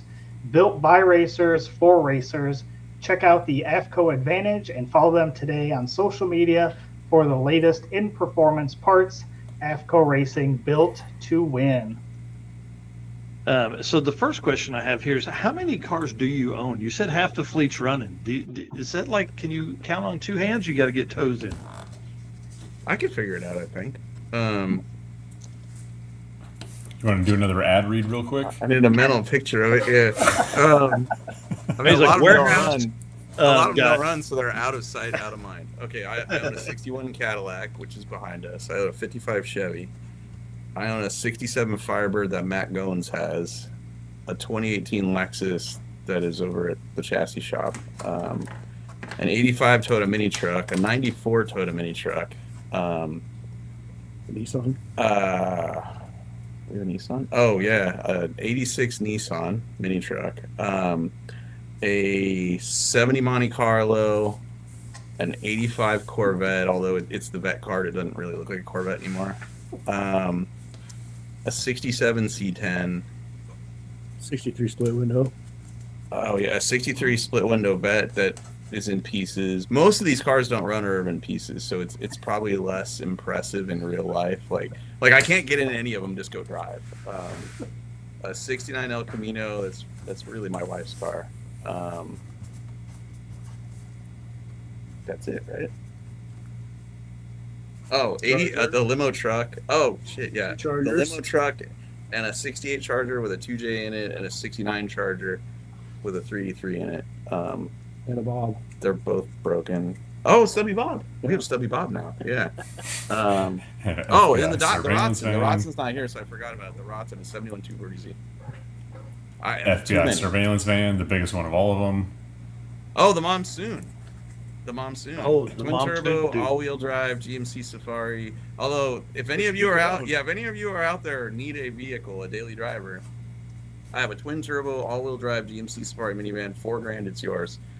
Send me an email at trademytruck@gmail.com. Because we're flat out of room for crappy cars in my warehouse. I need to get rid of some of these things. So. It runs and drives. Oh yeah, it runs, drives, stops. It's really not fast, but man, it's cool. Yeah, and especially you lift the back glass, dude. You're on. It's what's up. Yeah, dude, it's a really fun one, but I have too many really fun ones and not enough time or space. Yeah. Wow. So did you add up there, or did you just keep running through fingers? I think that's all of them. I was using my toes. Oh yeah. Oh, Blasphemi. Forgot about Blasphemi. Too. Well, it's another out of sight, out of mind. It's broken. Oh, and the drag boat. Forgot about the drag boat. Oh, my wife has a CRX. Oh yeah. There's a Regal here, but that goes away on Monday to whoever won that. Nice. There's the wifey's boat. Wifey's got a boat. That's not mine. That's hers. Well, that leads perfect into the next question then, is how do you determine which car to even work on? It's whatever event we want to go to. It pretty much determines it, which is why Blasphemi gets so much work and has over the last years, because Cadillac's got nothing. The Cadillac got shoved to the side last year because Blasphemi was really fun, and for me, more than anything, it's what can I learn? And the moment I can't learn anything from one of these cars, then I just get bored and I move on from it. And so all last year it was, learning about stick shift racing and how can we get good at that, and tuning, and we learned a ton from racing and maintaining Blasphemi. And we're still not done with learning with that. We're pretty damn good at it now, but there's still stuff to learn, So I'm not done with that. I'm not bored with it yet. Yeah. I don't know about pretty good. We just don't suck completely. No, we're pretty damn good at it. We won a lot last year. We did. We had a lot of fun. Yeah. Man, that's wild. Well, what about what would you say are your top 3 project cars right now? The Cadillac for sure. I want to drive that in the worst way possible. I can only think of one at a time. I'll be honest with you. I can't sit there. My man. I'll work on a bunch of stuff, but I can't really think. I have to finish something to some degree before I can move on. So like, I love the idea of fixing my C10 because that thing's busted, but I can't seem to mentally get past this thing until this thing works. Blasphemi, we could work on it and get it back together and probably take it to an event because we know the car so well. I don't have to really put a ton of brain power into thinking through new problems on that, so really it's just the Cadillac, which probably isn't as cool of an answer because I don't have more than one project I can think of. At any given moment, this guy's having to work on more than one thing. Like he's got to fix the driver's side window regulator in this T-type Regal because that thing, the dude's flying in on Monday to drive it to Washington State from Georgia, which I love. Yes. So that thing, we'll get some work done on it. We've done nothing but work on the Cadillac for the last 2 weeks, but pretty soon there'll be other ones we've got to work on for different events. Like the Mickey Thompson turn and burn thing. It won't be the Cadillac. It'll be something else that's going to be really cool. And so we've got some work to do for that. Here's a little hint for you, Ry. Don't give no hints. Better get that red cage thing behind you running. I've been turning wrenches at the warehouse, buddy. Very well. Very well. Yeah, so Ry. So let me tell you a little story about my friend Ry. So I invite my friend Ry out to Mooresville Dragway, where it's a drag strip, yes, but they made a dirt track for an episode of Roadkill. I don't know, like 2 years ago, and it was still there. And so I brought the Death Metal Charger out with a '68 Charger dirt track car with a 2J in it. And Ry and J Mar and Joe and me and Biggin, we just sat there all day and just turned laps in this car until it broke. And it was so fun. And when we left there, he immediately went out and bought that thing that's behind him, all fired up, because rear-wheel drive cars on dirt is the funnest thing ever.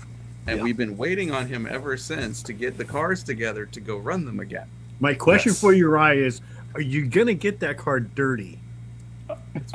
It's going to pain me to do it, but it has been the intention the whole time. You saw how things ended up at Biggin's.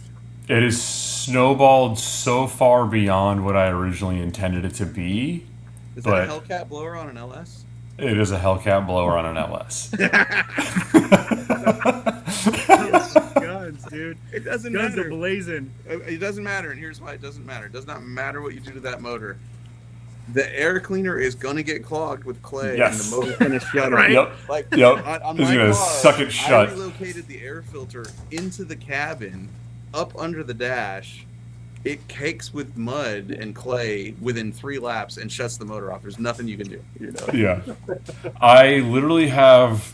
when I got this the LS blower, Hellcat blower set up on here, I told them, like, they were almost offended at how lame of pulley setup I wanted. I'm like, dude, give me the biggest blower, smallest crank. I don't want to spin this blower hard.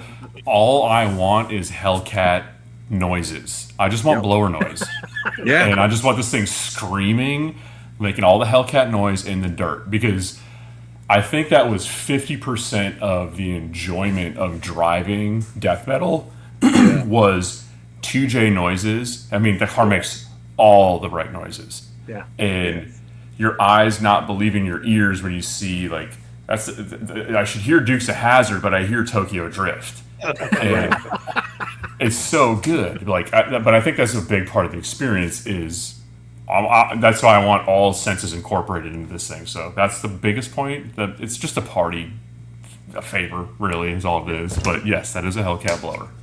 I love it. That's why electric cars are just not the move, because you don't have the noise, man. Like death metal is not a fast car, but you put the 2J on the 2-step, and when the wastegate opens, it sounds glorious. And it's not going fast. It just sounds cool. I've said this time and time it's again. So much fun. That day was the equivalent of, like, I felt like I was 10, 11 years old. My neighbor got a mini bike, or my best friend got a 4-wheeler, and he was like, yo, come over.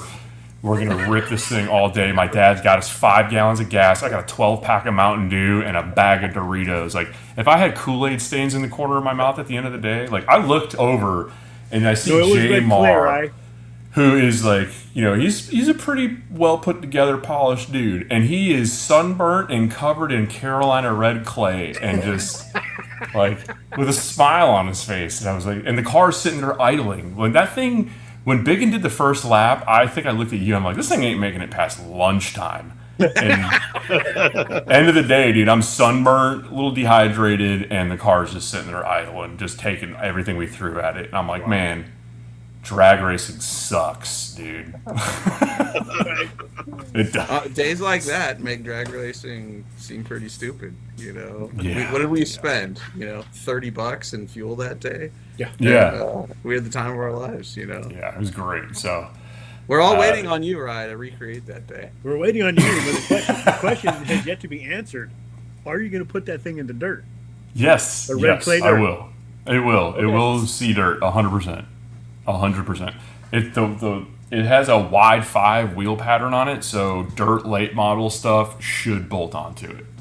I may need to put smaller brakes on the front, but yes. I think you should have tried running the dirt with those on there.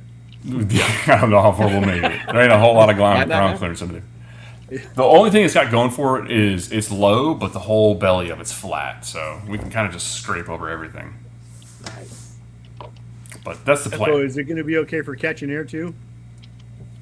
I don't know about all that. One step at a time. What's over your right shoulder? This is another thing, a little uncharted territory. This car is I don't know the exact year, 68 to 70 Chevy Nova. It belongs to my friend Austin Brown, who is a bracket racer. And he's a very winning bracket racer. He's been doing it for a long time. As much as I clown on bracket racers, I have one here. I'm putting fuel tech on it for him. So he's stepping up from carburetor stuff. So traditional small block Chevy, pretty simple. Fuel tech 600 on the thing. But he is no stranger to the winner's circle in bracket racing. So I'm dipping a toe into that side of the pond. I've been talking a bunch of crap about bracket racing for a long time. I don't know that I'll get behind the driver's seat in a bracket car, but I may end up going to an event to help out. We'll see. Yeah. I think the DYO stuff really could bring in a huge run of the bracket racers. I think they could enjoy that format. And don't get me wrong. I bracket racing, for anybody out there that bracket races, I think it's a fantastic way that I know I get my head chopped off on the tree by anybody who's done a bracket racings for 5 seconds. So I have respect for bracket racers, just not my cup of tea. Yeah, I'm with you. I want them to leave side by side. That's fine. Yes, yeah. I don't want to. That's why I like index and stuff. Yeah, Eric White does know about circle track stuff. He's done that a bunch. So if you need somebody else to get in and make the car dirty, just holler. I don't know anything about turning. Yeah, I'll jump in. Done some 4-cylinder stuff, and my favorite though was doing those trailer races where your only goal is to tear off the other guy's trailer. Now that's some fun. That was a ton of fun. Well, you had fun with that, didn't you? Never again, bro. Never again. Did you do that I found too? out the hard way. They got rules and nobody follows them. Like, Yes. you're only supposed to hit the trailer? Tell that to the guy that drove through the trunk of my Cadillac so hard that the seat ripped out of the floor, and I did the rest of the race like this. The very first one I ever did, I was in a caravan, a 90s caravan. Guy drove it to work and drove it to my house when I bought it. And we tore it all apart, tore all the windows out, did all that stuff, and then decided to cut the exhaust off and then drive it to the local racetrack. No plates, no title, no nothing. And then got stuck on top of another trailer for like 2 laps. Van wouldn't start up. It knocked the battery loose. And this guy is just swerving, trying to get me off. And there's nothing I can do but hold on. It was pretty awesome. Yeah. We need That happened to video me, too. footage of that. The one I did, it was boats. You were dragging a boat behind you, right? And after I got the seat ripped out of my floorboard, I was so sore that I could barely hang on, and I had to hang on to keep the seat up, and I was pissed because someone on the radio told me who had hit me, so I just drove on the back of his boat and parked it there, and I got stuck and couldn't get off, and made him drag me around the track. It was awesome. Yeah, I never did lose the camper that I had that year. The next year, I actually brought the van back home, put all the windows in, let it sit outside, and then for the next one, I had a boat, and I had it all chained up, and they came by, and they're like, "Hey, you can't tie down your boat." And I was like, "Come on." So that one I lost pretty quickly. Yeah, the boat thing is fun to watch. I don't want to do it. Yeah. So, Joe, what project cars do you have, sir? I have a 67 Corvette that's still sitting out in California that'll someday get out here. Nice. That's awesome. Still needs a motor put in it. And You think the engine builder will watch this? probably not. I don't know. Hurry up, mustache. Just saying. Finish my guy's motor, all right? He's got dreams. Yeah, we need Joe driving. That's what we need in the next Dragon. What's the plan for the limo truck? It really needs a hot tub in the back. I think. To be honest. Okay. I don't know. I mean, it would look real cool with airbags and 24s and new window tint and a hot tub. Could you channel your inner mini trucker and do like a fully Every day, bro. fiberglass like hot tub, just French That's what I'm talking into the about. bed Like rails? a Cal Spa hot tub in there? Yeah. Yeah, I'm dude, talking like about. Yeah. just completely seamless to the bedside. Subwoofer box, motorized, comes straight up out of the front behind the cab wall, and then hot tub in the back, bro. Like, absolutely. Yeah. Oh, I love I'm it. in. I'm in. That would be awesome. And then give it away to somebody.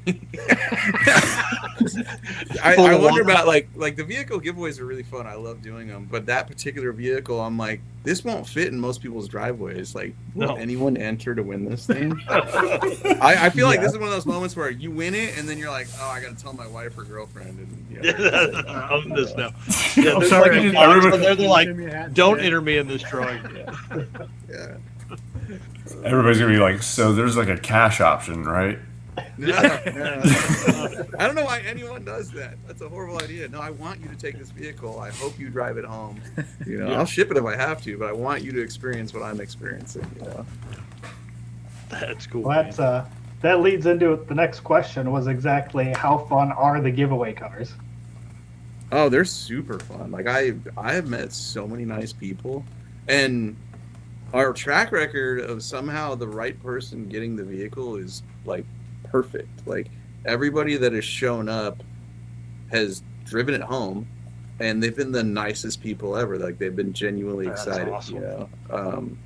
You know, we even had one guy that showed up and the car broke when he showed up, and he had to sit there all day while we put stub axles in a Datsun 510. You know, because he wasn't going to make it home if we didn't. You know, and he never got sore with us at all. He was stoked. You know, it was cool. Yeah. I like those. They're a lot of fun. You know, I get to experience something, and then someone else can. You know. Yeah. How fun. All right. Well, last segment here, I want to let's do the ad read for Performer Bill, and then I want to talk about the future of drag and drive and the significance of it in y'all's mind. So, Eric, if you want to do this one. Yep. Performer Built is the official transmission builder of Drag Drive Repeat. At Performer Built Transmissions, the goal is to engineer and build the toughest transmissions on the planet. Performer Built doesn't just rebuild transmissions, they systematically re-engineer each model to eliminate OEM flaws and to achieve the highest levels of performance. That is why they say their transmissions are not just built, they are Performa Built. All right. So, I don't know if you guys have read the newest Hot Rod magazine, but it's kind of badass. 3 of the top 10 cars of 2025 voted on by Hot Rod magazine, or chosen by Hot Rod magazine, are Glenn Shealy's Corvette, the Viper, and then Morgan Evans' D150. Cool. To me, that is so badass that 3 drag and drive cars made the top 10, right? So my question to you, doing this for as long as you have and what you know and all that kind of stuff, like, what are your thoughts on the significance of drag and drive? Like, as we move into like this next decade. Oh, well, it's not going anywhere. It's just going to keep getting bigger. You know, it will absolutely keep getting bigger because I think as soon as you show up and do one and you realize how much fun and how much more you're going to get to use your vehicle, it makes like chasing a championship in traditional drag racing. It's still cool, but you're going to drive your car a lot more if you do one of these, you know? You know, for me, it started reading magazine articles like in CarCraft of the Real Street Eliminator back in the day. Mm-hmm. I used to think those cars were awesome because they looked cool, but then they put them through all these tests, and you could tell these were actual street cars. And yeah, there's portions of Drag and Drive where it's debatable how streetable these things are and whether they're actual street cars or they're just purpose built, you know, for these events. But it doesn't matter. It's still really cool to see the ingenuity all these people are coming up with to make, you know, even a pro mod survive 1,000 miles, you know. And I don't know. I dig it. It's one of my favorite things to do. Yeah, to me, it's the best car community out there. I mean, bar none. Everybody is trying to get everybody to the next place. I mean, people are helping people. It's really one of the best things. Yeah. That's impressed me multiple times by people that I've been competing against who have loaned me parts, you know, to try to beat them, you know, and vice versa. And that's one of the coolest things about it. And it's probably because at a lot of these events, even when you win, you've lost, you know, you're not going to get any money. And so, you know, we're doing this for an orange helmet or, you know, like everyone's doing it for their own personal reason, you know. And normal people will never understand that, you know. But the people that you're with at this event are going to understand you. That's your tribe, you know. Yeah. So it, like you said, it's the best motorsports community I can think of. It really is. Right. Like I spent years chasing championships as a crew member on alcohol cars, and that crowd of people they're great people. They're very competitive. They will help you out. But like the drag and drive community really seems like you get out there, like you meet someone on the first day. Yeah. He's your best friend for the whole week. Yeah. You know what I mean? I mean, it's you meet so many nice people and it's so much fun. And whether you do good or you don't, you're still having fun. Yeah. You're driving your car, you're out doing stuff. Like when you're chasing a championship, you're at a racetrack. You're there all day long. You're lucky if you see a hotel or a diner before midnight. You know, you're up at 5 a.m. to go to the track in the morning. It's a rough life to chase a championship in any kind of professional race car series. I know, right? Because I met him on the return road at a drag strip at a Drag and Drive. You know? Yeah. After we had both run PBs. That's how we know each other. You know? Yep. That was years ago. Yep. I think, like what I've said before, drag racing it's what I grew up doing, and I fell in love with Drag and Drive through, you know, all the media coverage. But I think the biggest realization was that Drag and Drive gives you the opportunity. Drag racing is the only facet that I can think of in motorsports where, like, you're mad when you spend more time in the car, meaning like the car didn't go down the track quick enough, so you're pissed about it. Either you lost the round and you're going home because I didn't go quick enough. You're going to spend thousands of dollars to spend less time in the car. Drag and Drive, you get your cake and eat it too. You get to go as quick as you want down the racetrack or as quick as you legally can go, and then you get some seat time to actually enjoy the thing that, I mean, I don't care how competitive you are, you got into this, for the most part, most of us got into this because the first thing was that we loved it. And then maybe you fell in love with the competitive side of it, but at the end of the day, we all still love cars for the same reason. And the more time that you get to spend just playing with cars is what it is. I love the Drag and Drive stuff because it's I mean, Sick Week nailed it, like, for the adventure. Like, it's an adventure. It's you and your boys. Like, I'm looking over at Cape Canaveral at 1 o'clock in the morning, And my wife's texted me about there's something beeping in the garage. Like, I'm sorry, There's a bomb going off. I can't do anything about that because my only lifeline is this car. Little did I know, within less than 24 hours, it's going to hang the rods in the starting line. And I'm going to still have to figure out how I'm going to get back home. But like, it's I think I've said this before to multiple other people. The drag and drive thing for me, like I spent 20 years in the Marine Corps, and it's that 1 week. It's like a little tiny blip of a deployment. It kind of is like. There's like nobody wants to. If I wrote down on paper like, "Hey, do you want to change the transmission 5 times on the side of the road?" You know, just for shits and 5 miles giggles. from where your Does that sound like a checkpoint good is, time to a you? party going Like, on? no. But then you go back and like, I'm gonna watch that YouTube video. I'm probably gonna be 2% of the total views on it, just like watching it on repeat, just reliving the glory days, like fucking Uncle Rico here in 10 years, like. Got my kid like, hey, remember when I did this cool thing with Finnegan? Like, check this out. Yeah, that's one of the coolest things about YouTube too. Is like, hey, Papa did cool stuff. You know, when I become a grandpa, I'm so stoked that my kids will get to look back and go like, damn, dude, dad had a lot of fun. That's awesome for me. So anyway, so like look at Senior and his Nova and his son John. Yeah, those guys had a blast. This was the first drag and drive they ever did in that little Nova. When we were swapping the trans, Senior was back there with people that stopped, having the greatest time showing them his car and talking about it. One of the guys had the same car that he was building, and let's do this. I mean, I saw that guy walk out of a gas station that had a Dairy Queen or something in it, nunchucks, with an ice cream in his hand, the biggest smile on his face, standing next to his car, going, "This is the best day ever." Yeah. You know? Well, a lot of it is who is the company you keep. Like when we pulled the trans out like 6 times, for the most part we were laughing because the people that were with us were making us laugh. You know, when I think it was the next day we had to then put a clutch in the Rotson, freezing our asses off at that drag strip, and we were laughing the whole time because of the people we were with. And so, if you know.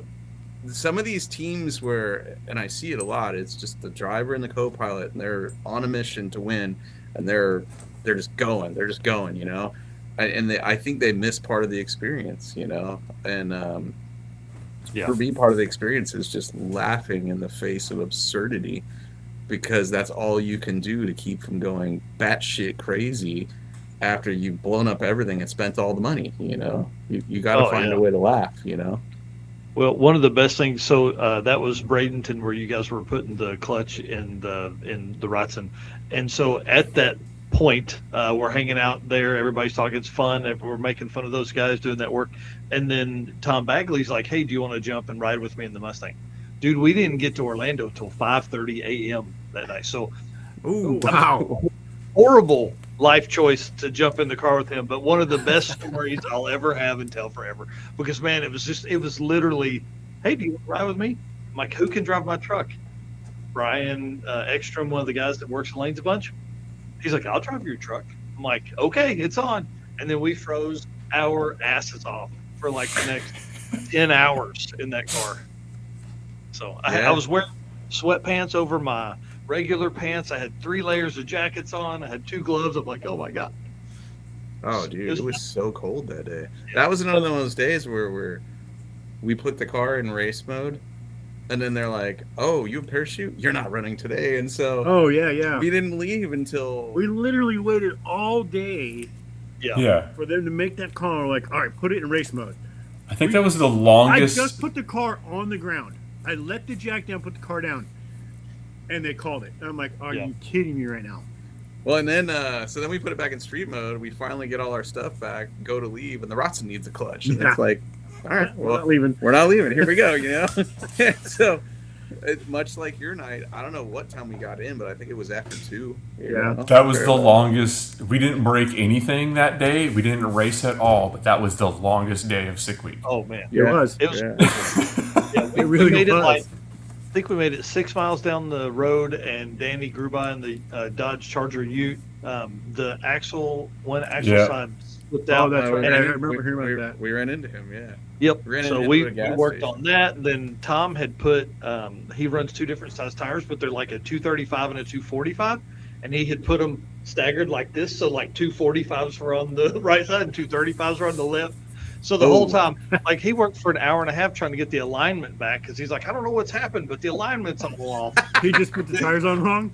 Yeah, it was great. But the best part is we didn't catch that until it was like 2:30 in the morning. We were halfway through the drive, and he's standing there. We're kind of talking at the gas station. He goes, "Oh, I got the tires on wrong." So then at 2:30 in the morning, we have to jack the car up at different angles, front and rear, and move the tire out. It was great. It was really a good time. So that's hilarious. You will make the stupidest mistakes ever at a drag and drive just because you're delirious, you know? Yeah. You just, yeah, people don't understand I literally the thrash. One time at drag week, I changed the spark plugs that morning like I always do. Left the plug wire off. Just went up there on 7 cylinders like a dumbass. And they're like, man, the car's slow. Get back. No, there's plug wire dangling there, you know?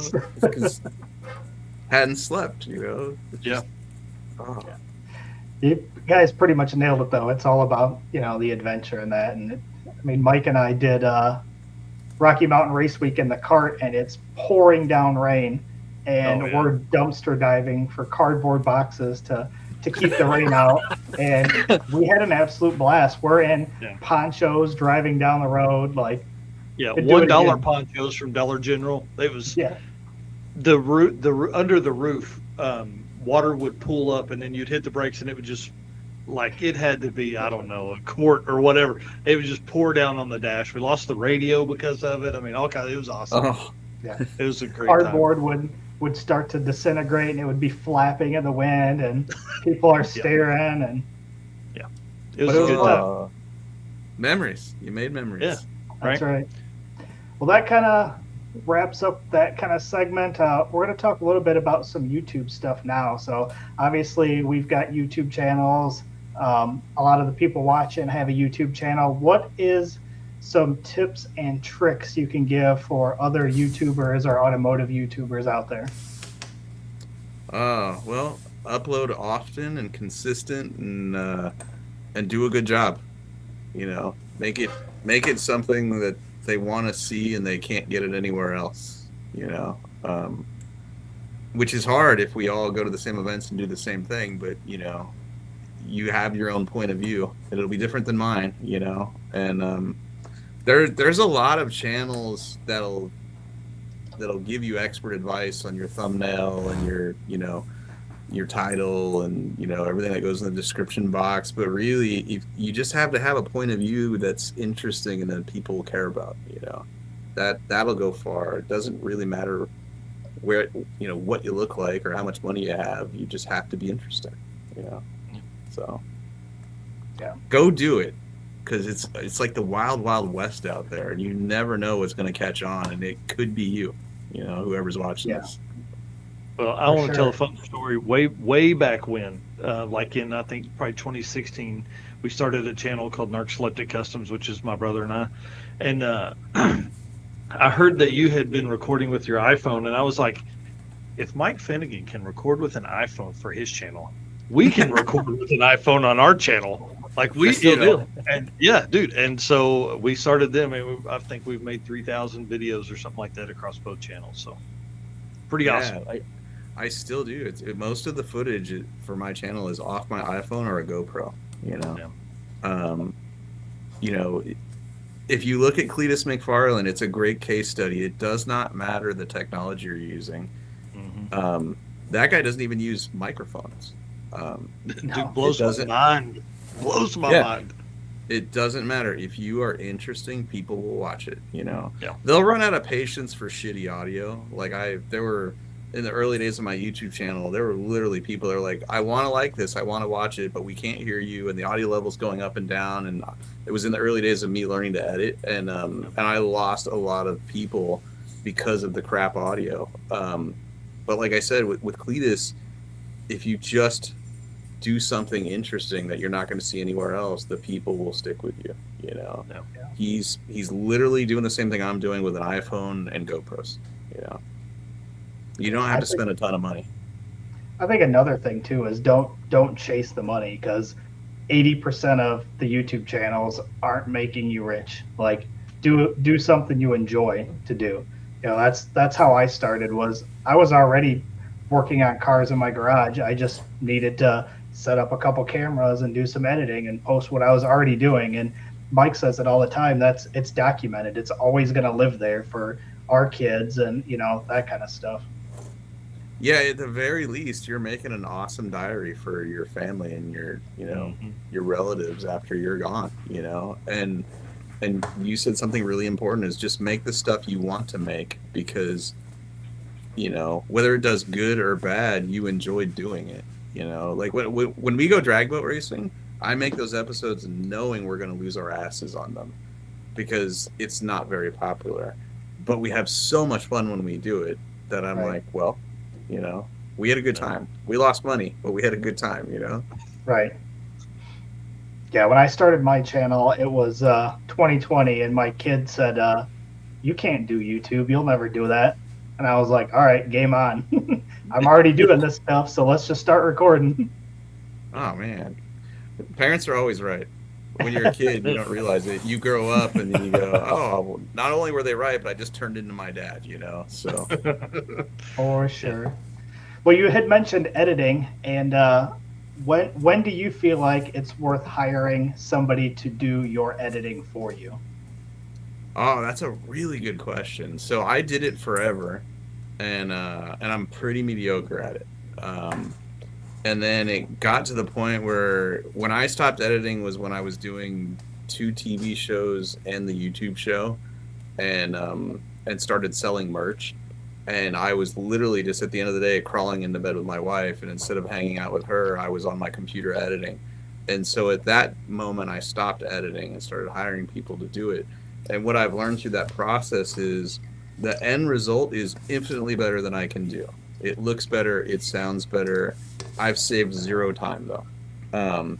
Because instead of me editing what I shot and I was there and it's quick and I'll do it in one shot and it'll be done, I'm now spending time uploading footage to Dropbox, waiting for a rough cut to come back to me, watching it, giving notes, sending it back, and having to do that process multiple times. And on a brief video, that's no big deal. You know, it does save time. If it's a 20 or 30-minute video, it does save me time. But I like to make these long-ass drag and drive 2-hour-long things. These movies, right? And so, you know, a good example is last week's video. It was 2 hours long.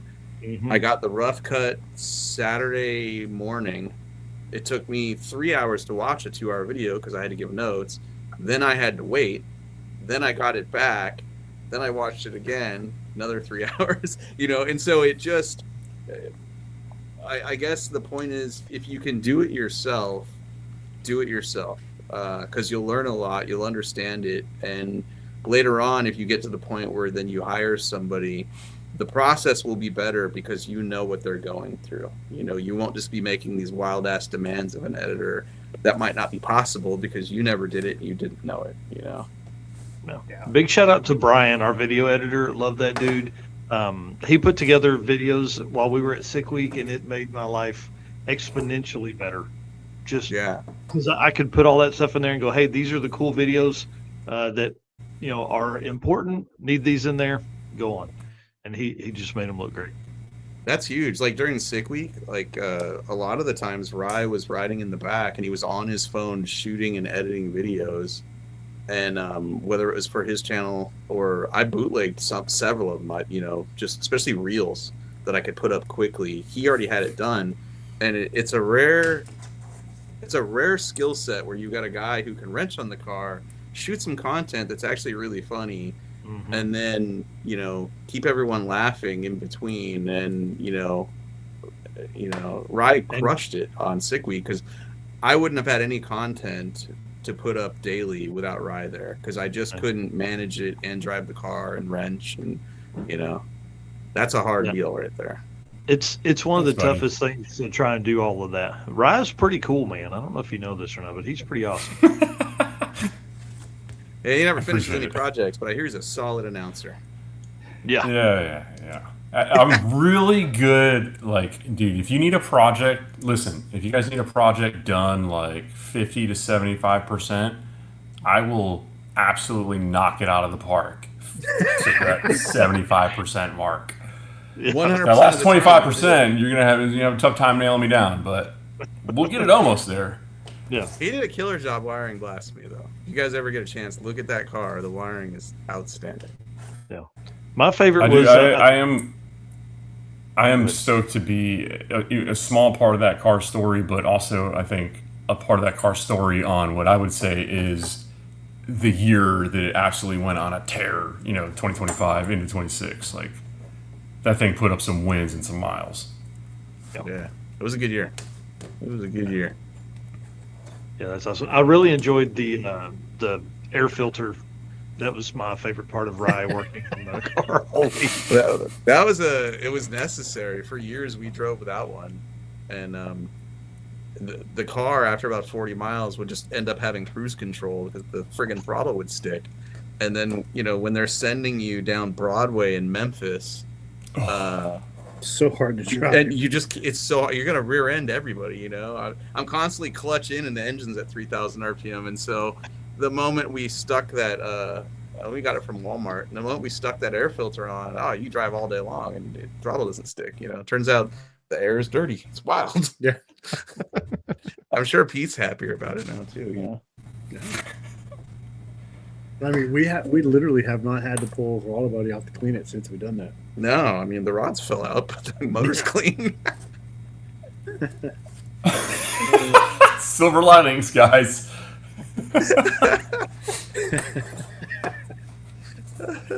Throttle body's Right. good. Ryan, what's your when do you guys open the track? Are y'all already open? So yeah, Shadyside is they're up and running. They had a bracket race last weekend, and we have Carolina Cash Days, the thaw out, I believe, coming up next weekend, and then after that, immediately after, is Carolina Gold, which that is a Little Gangsters qualifier. Top 8 cars in Little Gangsters from that get automatic qualification to go to enter the Little Gangsters at King of the South, where they can then compete for 15 grand on 2 separate days. So potentially, if you're a real bad mofo, if you win Carolina Gold, I mean, I don't know what that's going to pay out. It depends on how many cars they get there, but I mean, you're talking, you could probably take home 40 grand in payouts over the course of 3 events, only for running only 530s in the 1/8 of a mile, which is crazy to think about. For index I mean, racing. call it what you want. It's still cool. Yeah, I dig, man. Dude, Jimmy and Poland have done a hell of a job with Little Gangsters. That's awesome. Dude, it's they're good promoters. crazy the momentum that they've gotten with that. Yeah, I So can't I'm wait to stoked see to be a what they part do of it. with True 10-5 over the next 2 years as well. That's yeah. bring it on. Yeah. King of the South is going to be an absolutely insane race. Like the roster of killers that they have on that, I'm looking forward to. I can't wait. But yeah, Shadyside is rolling. The weather here in North Carolina has been great all weekend, so I'm looking forward to getting some racing in. Yeah, hell yeah. I'm hoping that Sunday I'm going to drive my truck from here 2 hours to Tulsa Raceway Park to Cars, Coffee, and Drags, and then drive it home. So we'll see. See if I can run like some 13s instead of 14s. Cars, coffee, and drags. That sounds much cooler than ours. That sounds great. Yeah. Cars, coffees, and drags. Damn. Yeah, so 3 times a year, Cars and Coffee hosts at Tulsa Raceway Park, and then now we have created this new event called Motorama, and we're going to do a single-day drag and drive within another Cars and Coffee style event. So it'll be kind of fun. So we're going to make a pass in the morning, and then go on a drive, and then come back and make a pass in the afternoon. Wow, that's cool. Yeah, it's going to be kind of fun. I'm hoping it's something that will work. You know what I mean? I think it could be something that we could roll out pretty heavily over the next couple of years. So we'll see. I don't know. We got April 19th is our first day for that one. It'll be interesting to see the Cars and Coffee crowd on a drag strip. Yeah. Oh, Mustang guys will have walls. It'll be It's great. exactly what you think it is. I promise. Cars, Coffee, and Drags, those two have roll racing as well. buddy. It's man. I've taken my camera. Is all I'm saying. Yeah, oh yeah. It's a good time. Some good content there. All right, Eric. What else we got, man? I think that was just about it. Last note you had here was tips for inspiring automotive enthusiasts that want to live a life around cars. Get ready to have no money. Yeah, you won't have any money for drugs or anything else that can screw your life up. So Throw away any book that refers to how to get rich. You'll never be bored. You just won't ever be rich. I think the number one tip I would have, if anybody's young and up and coming, as soon as you can afford to not make your daily driver your project car, like separate those two. Separation of church and state at all times. It's like, don't Have a. you got to get to work to pay for that car. And have a Try Toyota not Camry. to. That's what you're saying. And as somebody who walked to work for a long time in the Marine Corps, those are words to live by. See, I believe the opposite is true, actually. I think you should suffer through modifying your daily driver and that being your race car, because you've got, those are character building moments, you know. Yeah, I mean, when you screw up and you make a mod that just bites you in the ass every day of your life, you will not forget that, you know. Yeah, and then it's that is another true. chance for you to go, oh, Dad was right, you know. that is true. He doesn't There know is- what he's Saying talking that about. You might know that from any kind of experience whatsoever. Oh, Yeah. dude. Yeah. I I got was stories. listening to one of the podcasts, and Mike had bought a Toyota Tacoma or something maybe, and then cut the whole frame out of it or something like that. And your dad was like, "What are you doing?" Yeah, and I wouldn't be sitting here had I not done that, dude. Yeah. You know, like life is short. When you're young, you can recover from an awful lot of bad decisions, you know. So eat the cookies, drink the beer, turn your daily driver into a race car, you'll be okay. 25, 24, 25, that's a perfectly reasonable age to repair your credit. Like, just... Yeah, I mean, You misspelled. You I don't missaid think I had 45. credit until I was probably 30, you know. Yeah. I think I financed my stereo system and was still paying it off when I was about 30. Oh, Circuit City was the worst. It wasn't even Circuit City, bro. I was. the first credit card I ever got was a Circuit City card. Really? First credit card I ever got, dude. Swear to God. Yep. Man. I think I had a $750 credit limit on it, and I used it to buy a desktop computer. I Wow. bought a home Nerd. Yeah, I had surround subs. system for my new living room. I bought car stereo stuff, dude. Already had a stereo. No chick was going to be impressed by my desktop computer. But when you can rattle the trunk in this thing, shit. Yeah, how many chicks have you picked up rattling their license plate out the back of your car? True story, right? I lived in New York, and back in the day, this pre-internet, we hung out at shopping malls, and it didn't matter if it was freezing out and it was cold. You hung out at the shopping mall, and at the Middletown Mall in New York, the hangout was outside the movie theater, and there was a big kind of traffic circle, and we all stood out there in the snow and watched cars go by, and this third-gen Camaro was creeping through the parking lot, just thumping, dude, just rattling windows. It was awesome, and all of a sudden, we're on the right side of the car. The driver's side of the car fell down. The car does a slow donut, and the left rear wheel just goes by. It just takes off. I ran into that dude later that night. He had a chick on his arm, bro. So, there you go. There you go. Even when your wheels fall off. Yeah. All because his car thumped thanks to his credit limit at Circuit City. Base Hey, gets you the listen. booty every time, dude. Base gets you the booty. That's awesome. There are two 12-inch subs occupying perfectly usable person space in the backseat of my truck right now. So, That's why we get along. yeah. Nothing like a little bumpity bump in the trunk, man. I'm telling you. Oh, yeah. Well, y'all listen.